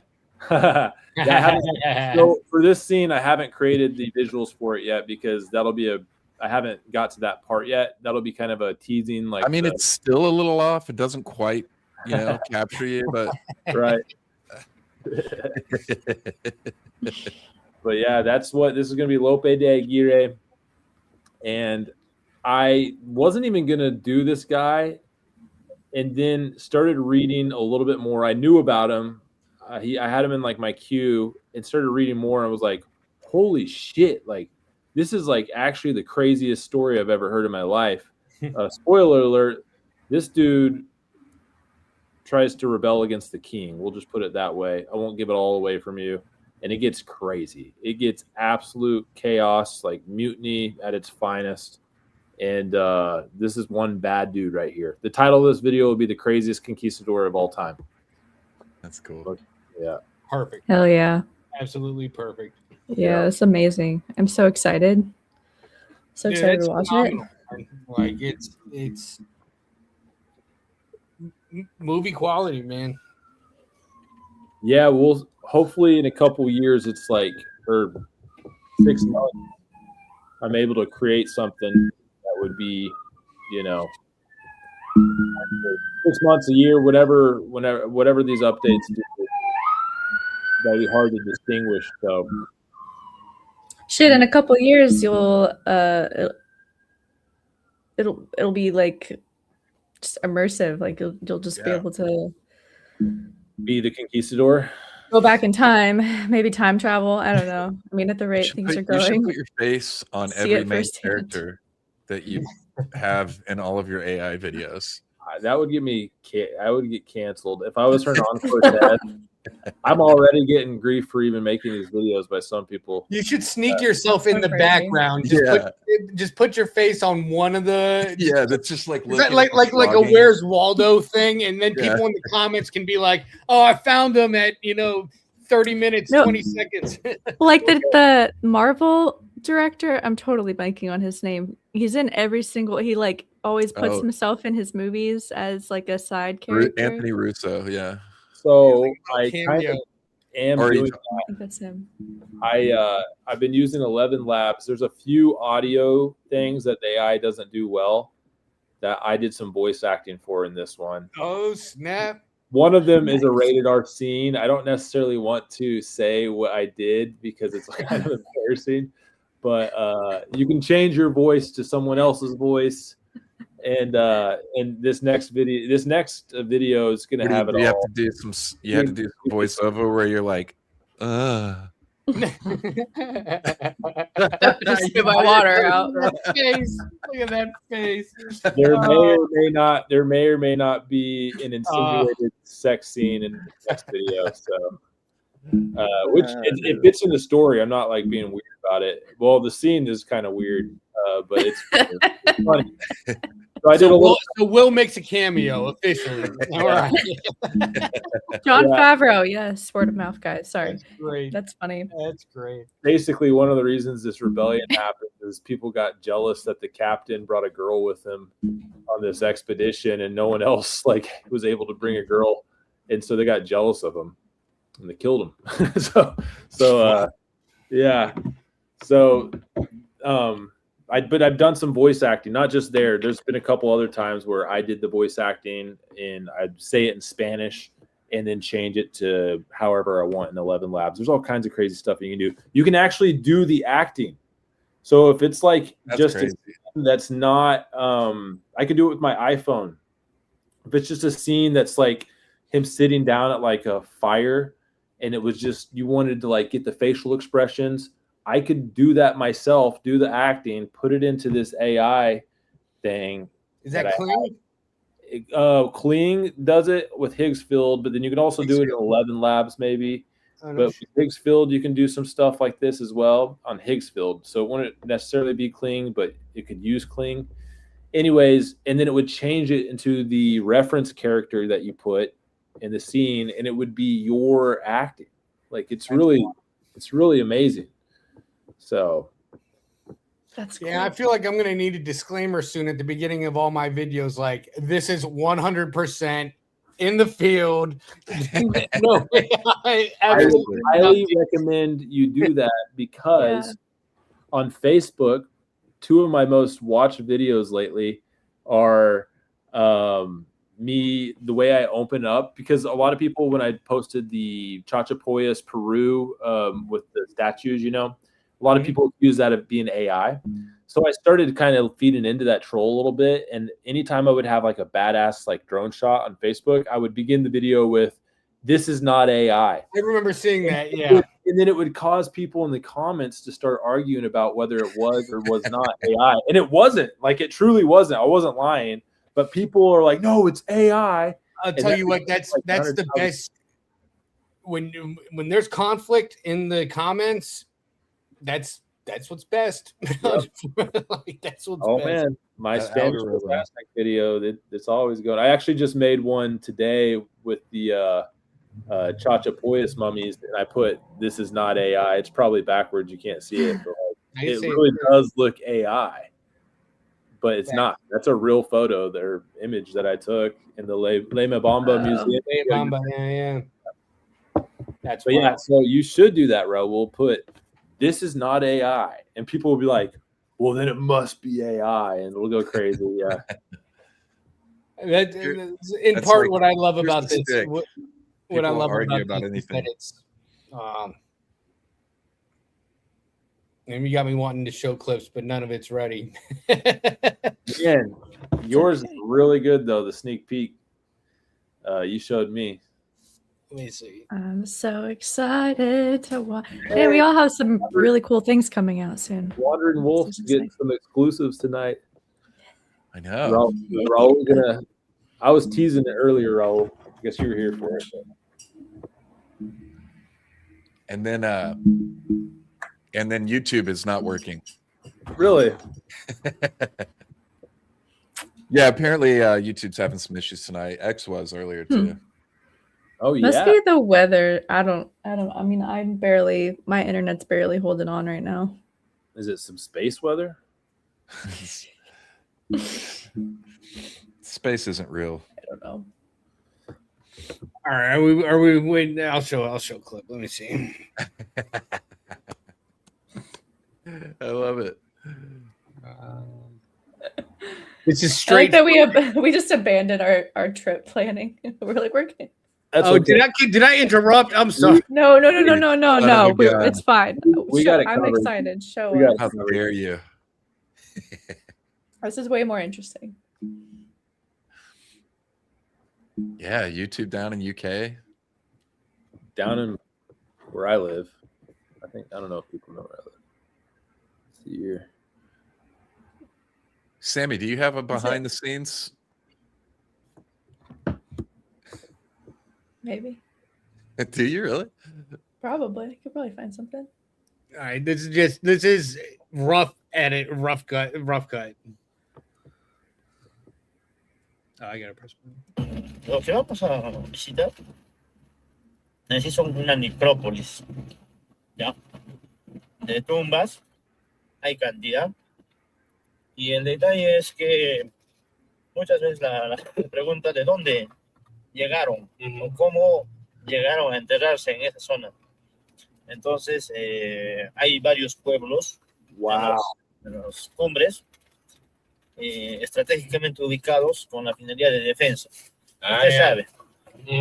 Por lo general se asentaron en cumbres. Entonces, de ahí se han trasladado los muertos a la zona. Entonces, el lugar ha sido probablemente contemporáneo de la cultura wari, pero yo no podemos afirmar que es la cultura wari. Podría ser otra cultura muy distinta, con influencias wari, podría ser un poco tiempo de la cultura inca. Wow. Sí, o sea, llegó a la cultura inca, pero no se asentó en Chumbivilcas tal cual se asentó en otros lugares. ¿Por qué? Porque es un terreno de difícil acceso y más que todo, netamente ganadero, ¿no? No es muy agrícola. Dude, another Wow. That's gonna be sick. I love that, like the shot of you driving while he's talking. Uh-huh. It's going to be a lot of reading in here because I mean we have a whole. Let's see. Go ahead. I was going to say, shout out to Peruvian Spanish. It's the most clear Spanish. It's the most enunciated Spanish. They talk a little slower. It's really helpful for someone like me. I love that they talk slower. I can actually make, because I can't speak Spanish, but I can understand it if it's being spoken slowly. Yeah. Peruvian Spanish sounds like an info commercial, like "Hola, cómo estás?" Like it's very like Shout out. Gringo's ear. Shout out to the Peruvians, because in Puerto Rico it's the opposite. And I shout out to Puerto Rico too. I love Puerto Rico. Yeah, you're like slow down. That's my hand signal for slow down. Despacio, por favor. Yeah. Despacio. Here's the next You'll little clip. learn that if you take my class. Yeah. No, aunque no fuese, es como una influencia. Yo pienso, los incas solo sacó todas las cosas que la Wari está haciendo. Sí, las rutas, las carreteras, todo. Sí, los andenes, es todo la Wari. Raul sounds like a jefe. Yeah, he is. Raul is a jefe. Para mí parece un gobierno, una élite que agarró lo mejor de todos, ha juntado y ha hecho eso. Sí. Sí. Y la cosa que es las comunidades, las culturas se puede vivir y practicar las religiones como el mismo antes de los incas. Ustedes vamos a ser incas, pero ustedes pueden tener su método. Sí, sí. Tranquilos, o sea, no hay problema. Y eso es muy inteligente para hacer. Sí, claro, no así como los conquistadores que yo llegué, borramos todo. Es así nomás. Sí, no. Ellos siempre han respetado. Look at that landscape. Lo bueno es que como han respetado, han sacado lo mejor de cada cultura, ¿no? El mejor de cada, sí. Y los han juntado para mejorar su cultura. O sea, Wow. para tener una presencia. We walk on the top Pero of those cuando mountains. los españoles se llegó, la gente de aquí está peleando con los españoles. This is interesting. Claro, se ha revelado. Yeah. La rebelión de Tupac Amaru. Yeah, Tupac Amaru. Lo ha escuchado. Tupac Amaru, uno de sus lugartenientes, o sea, el grupo más fuerte, ha sido de esta zona. De esta zona. Sí. Yo de Chumbivilcas. Claro. Yo escucho eso. Sí. That's cool. Todos los partes. Those drone shots really do it, man. That's not something you're learning in a history book. That has to be like locally kept. That Tupac's general was from that area. Yeah, man. Yeah. You're not learning that in a history book. I didn't even remember having that conversation until going through the footage. I mean, we talked for 3 hours. I'm having to cherry pick, which conversations to have, but trying to keep it flowing with the conversation highlights and just splice in some of the different shots for attention and retention. So yeah, I love the way that you layered all of the different shots and thank you. Brought them all together. Isn't that such the cool part about like recording these trips? Is that you get to come home and then relive it again, and there's just so much that your brain just can't hold on to every moment that you don't even remember happened. I feel like that happened with me with Egypt. Going back there, it was like I would have never remembered that. It's kind of an overload, yeah. Like you're not able to kind of retain all of that. Exactly. Yeah. By the way, there's some type of noise, like a notification noise. I don't know if it's a Discord noise, like a boom, boom, boom. I hear that too. That's Sammy's mic. Oh, okay. Oh, I'm touching my. Sorry. But think about how much I take that for granted, that I have all this footage from places that I've went that I can keep, and I need to get it off the cloud and really put it on a hard drive somewhere as well, just to make sure I have it. And I have like a lot of terabytes worth of, I have like 10 terabytes worth of footage, maybe more. But Hiram Bingham, that dude left his home and went to Peru, and I don't even think he had pictures. He just had to go back with his memories and his books that he wrote and his writings, which is also beautiful too. They would put it all in writing, so like their visual process would be written. That's actually pretty cool too. And they would have drawings. Like if you look at I think the Yale online library has his original journal entries. In fact, a lot of these guys and gals, Tatiana Percourch, I can't remember her name, but like one of the ladies that did a lot of the Maya stuff early on, a lot of them were like trained architects, so they could draw what they were seeing, which is pretty cool. Yeah. Yeah. Luke Caverns, he's been making these videos, like his one on the first explorers of Machu Picchu, very good. It was about Hiram Bingham.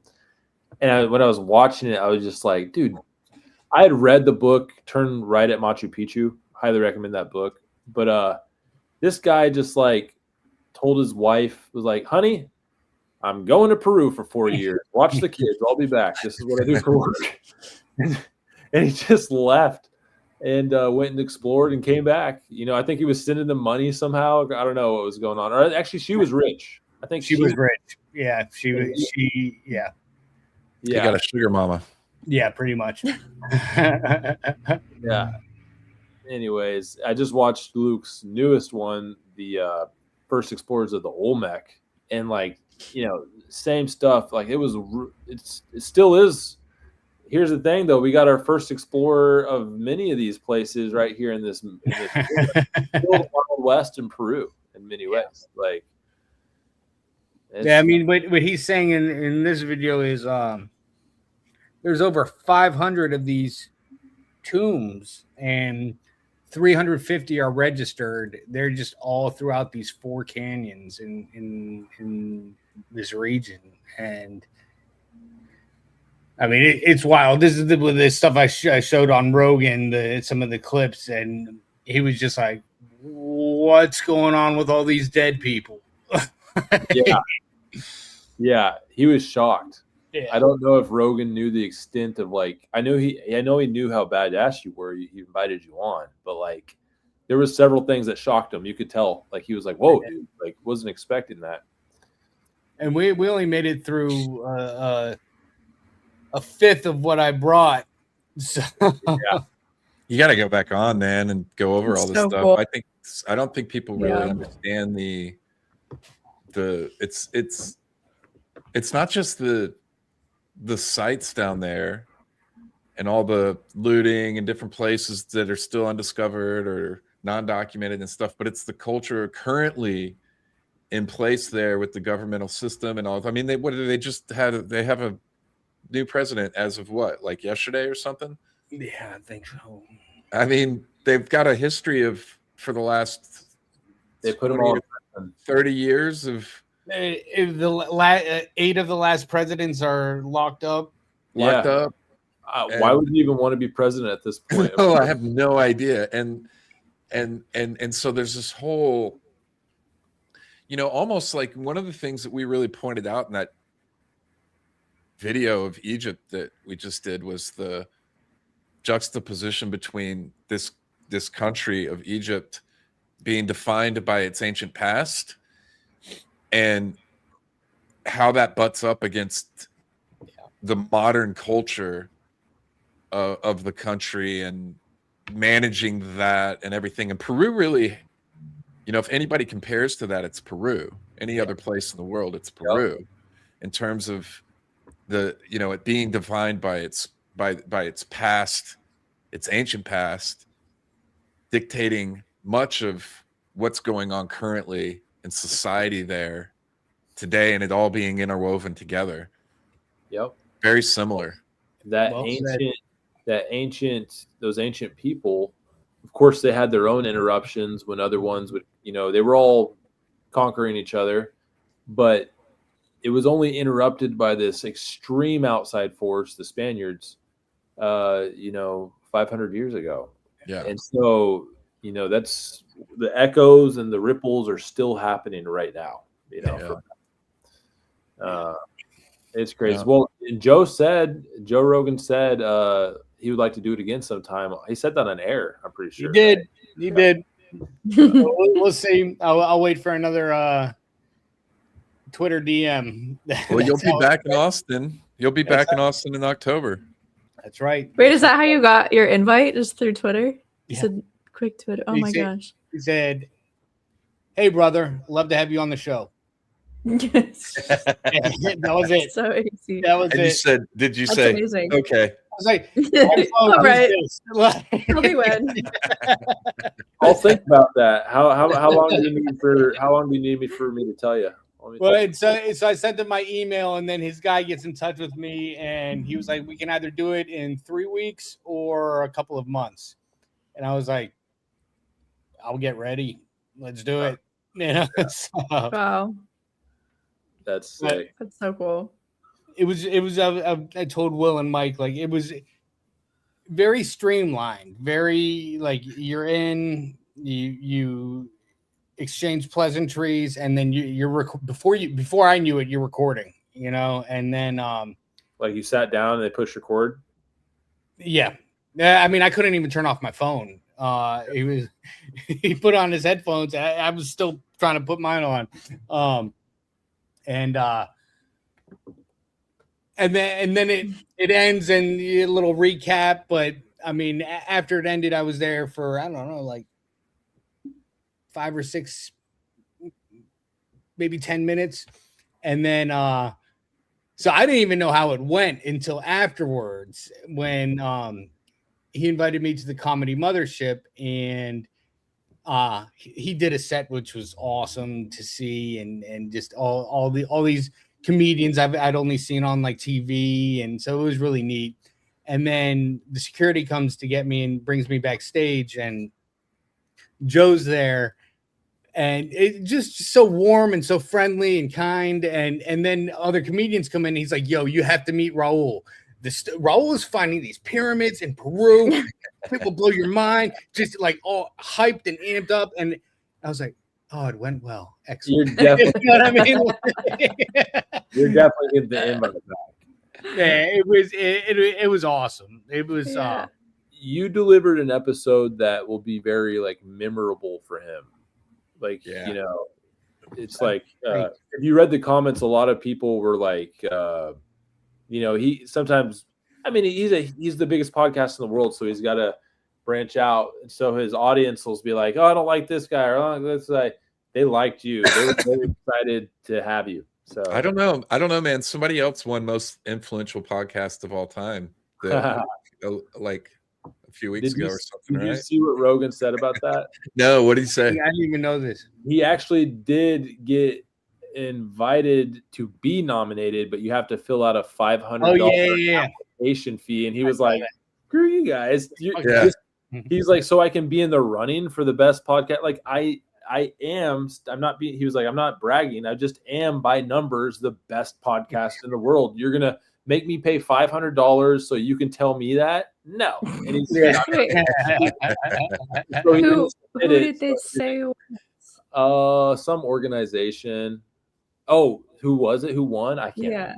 Probably like Call Her Daddy or something like that. Well, that says all you need to know. Nobody even knows who won. I'm so curious. Yeah. You know, there's actually some huge podcasts out there that are like Normieville that I've just never heard of, but they're huge in Normieville. And I and so probably one of those, which is cool. Was it the Golden Globes thing? Yeah, it was the Golden Globes. Yeah. Amy Poehler's Good Hang. Oh, that's right. She's in the club. So she's in the club, but she's pretty big. That makes, but like, still, it's just funny. Yeah, but dude, I wouldn't say she's known for her podcast. I mean, I've seen I didn't even know she had a podcast. I didn't know either. But that's I've what I'm seen saying. like 3 Normieville, like they hear that the Parks and Rec girl has a podcast. Whether you like him or not, Joe Rogan transcends, like, he's like everybody knows who he is and what he does. Yeah. Sammy, did you have a sneak preview for the Oh, we're all getting it in here. Oh, it's awesome. Let's see what I can find. Hey, work hard, we might as well show people. We've got our next video coming out is on the gym, which just opened in November, and we were actually there like a couple weeks after it opened. So right when it opened, which is the Grand Egyptian Museum. Nice. Actually, I have more done to the part two than I have to the gym. All right, so our part 2 to our first part Egypt video, and you guys will have to wait for the gym. No, my SSD is plugged into my laptop. I don't have it on my. So just an announcement for our 2 videos that are coming out soon. And you guys are going to be really good, and you guys are going to love them. So Sammy and I just wanted to make that announcement real quick. Thank you. Hell yeah. Time. Thanks so much. You guys showed us up on our own show. I know. That's a lot. I mean, it's in the other room. I can go grab it. No. I wasn't even supposed to be here today. 15 feet. Yeah, I know. Mike called me up today and he was like, "Hey, you want to be on for tonight?" I was like, "Oh yeah, let's do it, man." Oh yeah. It was in the schedule. Yep, it was. I saw it on my calendar. I just didn't get a notification for it this morning. I guess I didn't put noties on, but here we are, man.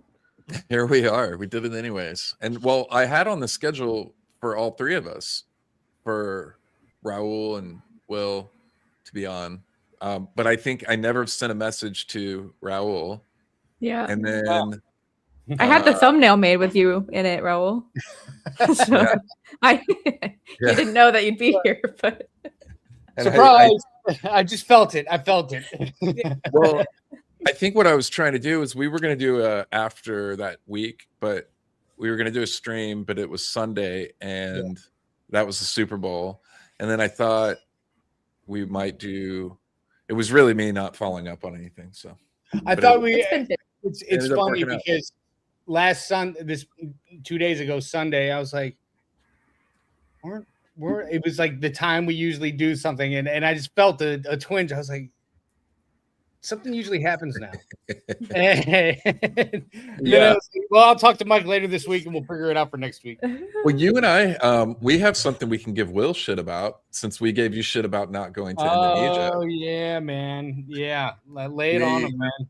We are doing a tour to the Yucatan. The Yucatan. I know. Will has snubbed us. I know. I got spooked. I want to bring it up real quick. Yo, I'm low-key spooked too. Let's not bring any of that up. No, honestly, I'm less spooked now than ever. Like, I was being paranoid back then, but this is gonna be sick, guys. Look at this: $27.49 for a week tour in the Yucatan, hitting all the sites you want to see. Yeah, we're doing. Where is it, dude? I'm jealous. This is awesome. Ekbalam. I don't even know how to say that. So can you just pop it? Okay, let's see here. Will you be going through Campeche at all, or no? Probably not. That's probably too far away. Yeah, Rutapuk, Uxmal, Mayapan. I've been to Uxmal before. Awesome site. Merida, Koba, Bloom. Merida, that's going to be a great time of the year to be there because it's really hot in the summer. Merida is statistically speaking, the second safest city in North America. And it's beautiful. And the Yucatan cuisine there excellent. I loved Merida. It's one of the more beautiful cities. They got a really old, like I'm pretty sure 16th century church in the middle that was built on top of Maya ruins, and it's still there. I was actually looking at moving to Merida, a few years ago. Pretty cheap. Yeah, $27.49 for somebody just asked how many days. Also, 7 days, 6 nights. Merida has the Maya Museum there as well. I think they have one of the bigger Maya museums. Unfortunately, it was closed when I was there, but here, let me just put be the an link amazing in the trip. comments. Yeah, I feel silly now. This is amazing. This is gonna be so much fun. Next time you guys go, I want to go. There we go. Drop the link in the chat. There you go. So if you guys want to go check out all of these badass places, we're doing this in October, right? Like almost right after the conference. The conference. And this ends on October 31st. And for anybody that wants to join us, I don't know if you're in or not yet, Raul, but I'm going to go over to Oaxaca for Day of the Dead. I was there last year for it. It's sorry, 2 years, or not this last year, but the year before. I was there for Day of the Dead, and it was amazing. One of the better experiences I've ever had in Mexico was Oaxaca City Day of the Dead. Oaxaca is apparently that's the place to be. For it is the place to be. I was there about 6 years ago, I think. It's nice too because it actually feels Halloween-ish because that time of the year in Oaxaca, it's like you need a hoodie, you need like your jacket. It's got a brisk, it's higher elevation, not super high, but you're 5,700 feet or something like that, and it was amazing. Oaxaca in general, I've been to Oaxaca 4 times now. I drove through Oaxaca, drove from Kansas to Oaxaca. No shit. Yeah. And then back to Kansas. And so I was all over that place. I've been to San Jose del Pacifico, where everybody goes and trips magic mushrooms. That was one of the most beautiful places I've ever been. Oaxaca. Mexico's dear to my heart. I wish it wasn't so crazy in like the northern part of Mexico because I would travel. Man, Raul, there's some stuff to find in northern Mexico. Yeah. But that's cartel country. But one of these days it'll get safe and I'll go explore northern Mexico too. Yeah, I've been to Mexico that would be cool. 8 times now. I think I've been. Mexico is one of my favorite countries in the world. I would live in Mexico. Yeah, me too. I lived in Mexico. It's been over a decade since I've been, so I'm excited. Well, I hope people are able to join us. This is going to be a good trip across the Yucatan. Yeah. And like you said, we're staying in some really cool cities. Merida. I don't know if I'll be doing the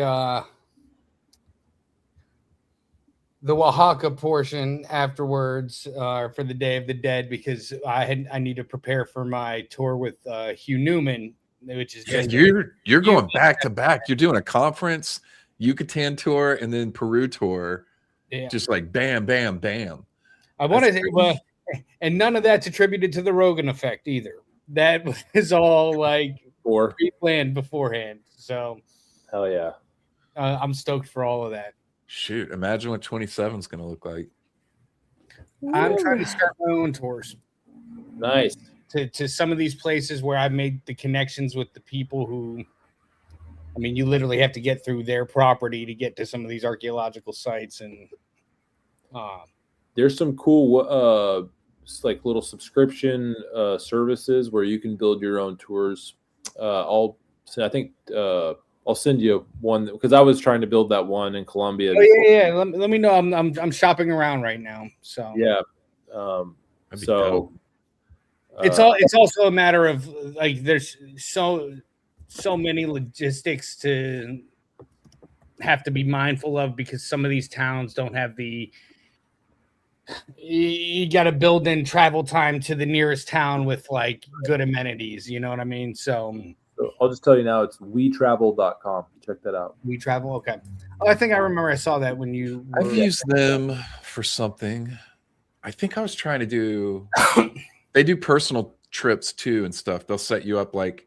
I think I was using them for something, and maybe it was something different. But I thought I was using them for a Russia thing. They're custom. Like you make your own on there. They don't take any cut. Or just like a credit card fee. I think they're basically a credit card processing company. Oh yeah, that's what I use them for.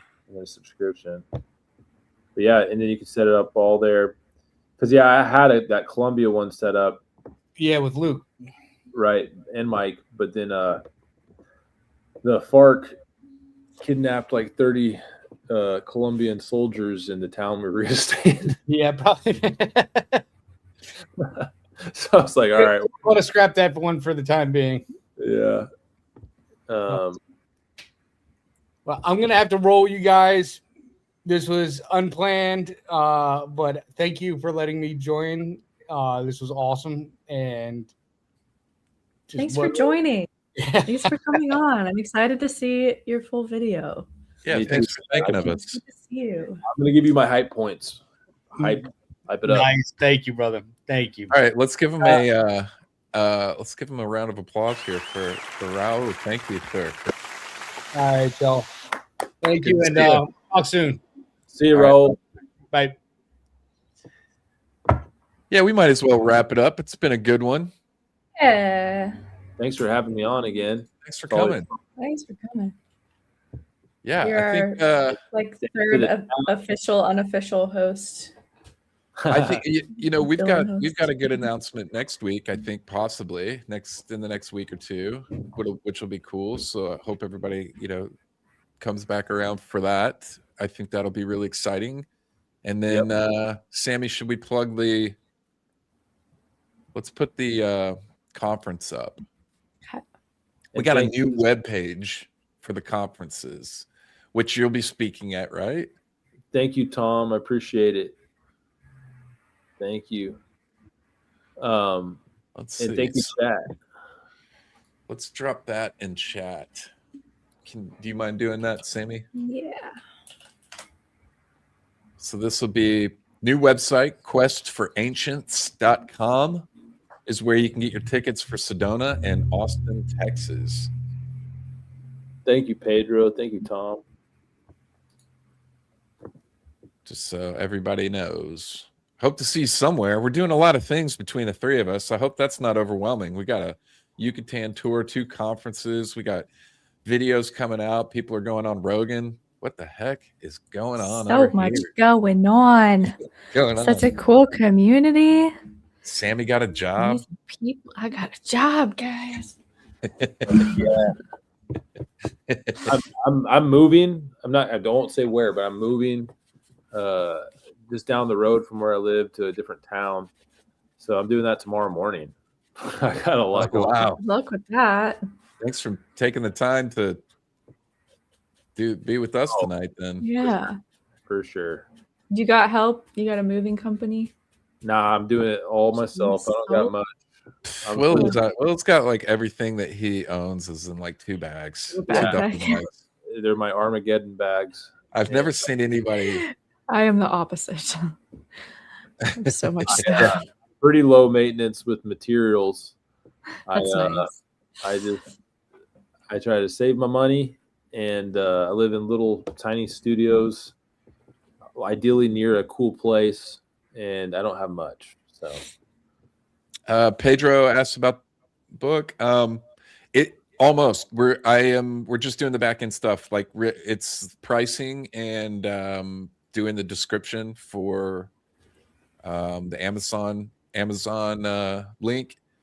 So it's just 2 things left. I think I'll have that done this week, at latest next week, and then it'll be live, and I'll make sure to put all that out. And I know Will, you were interested before, but my book is done. Heck yes, congrats. Mike and me have been talking about this book for 2 years now. When I first met you down in Peru exactly 2 years ago. So been working on it for a while. Thanks. Been working on it for I think almost 3 years. Isn't that crazy, Mike? We met 2 years ago in Peru, and I remember on the way to Corral, you just told me the entire book. Like we went through what the book was about. Yeah, that's cool. Congrats. I'm really happy for you. Thank you. It's been a lot of work. You didn't just rush out the book. My strategy, I was like, let's make this book. I'd collected stuff over a couple years, but when I started writing, I was just like, and now as a result, there was a lot of kind of errors in there, stuff I was like, I wish I could go back and change that. You took your time with it, man. That's the way to do it. A bunch of revisions, and then and then just I'm happy with I'm happy with it. Yeah, I feel like it hit everything. So I hope people like it. I hope it resonates. The journey resonates with people. It resonated with me when I heard the stories and everything. So y'all are gonna love it. I got a sneak peek. I got a sneak peek of what Mike wrote in there, and it's like from the heart. So yeah, I hope it inspires people to,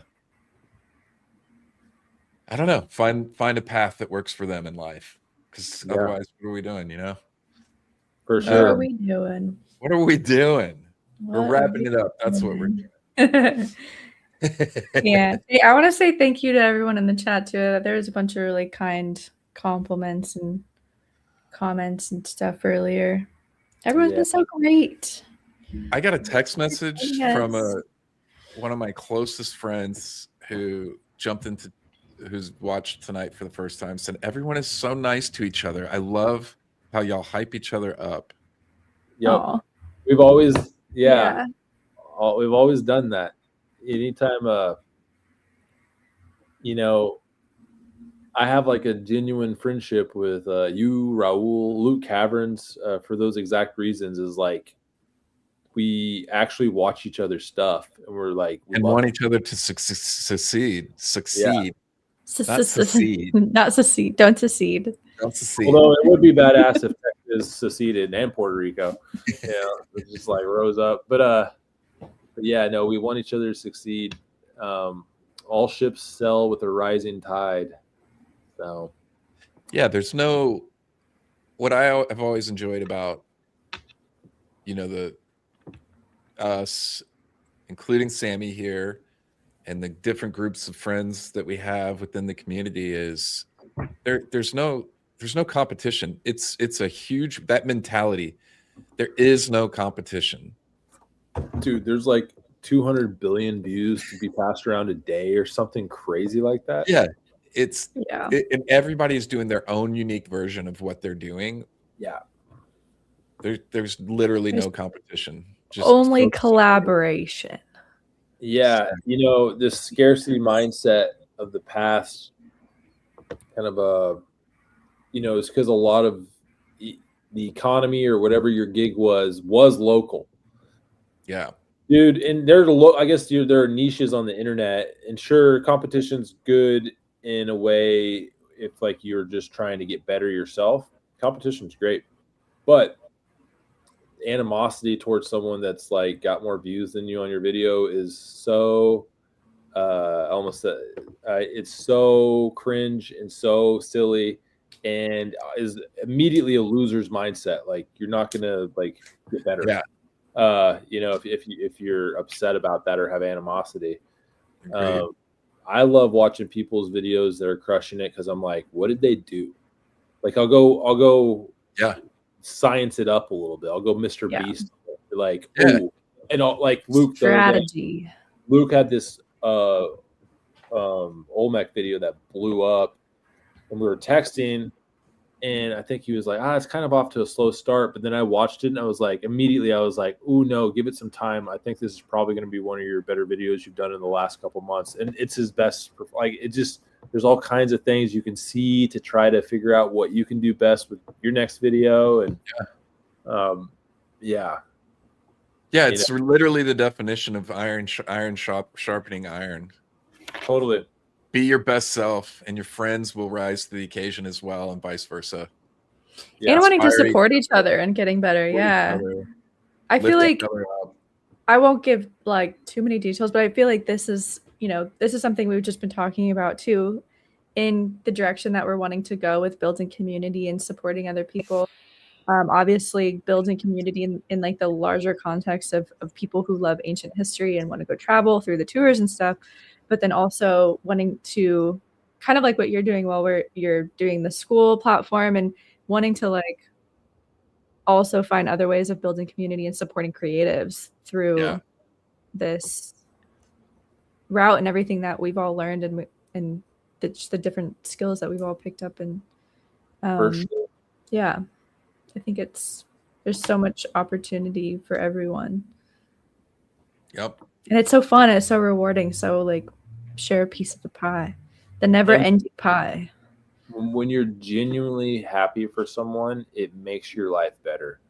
Like there's a reason that jealousy and envy is the ultimate sin in all religions. It's because like it literally corrupts you. Not to preach. I'm a sinner, not a saint. So like I'm not but like it's like jealousy and envy is the worst one. You gotta like be careful with that because the opposite will bring you joy if you're genuinely happy for people's success. Gratitude is such a better state to be living in. Yeah. Yeah. So it's a mindset. So it's an energy. All right, guys. Thanks so much for being here. The chat is always amazing and always supportive and so good. And we get so many good questions and awesome engagement. So thank you guys so much. And we'll see you next week. Oh, later.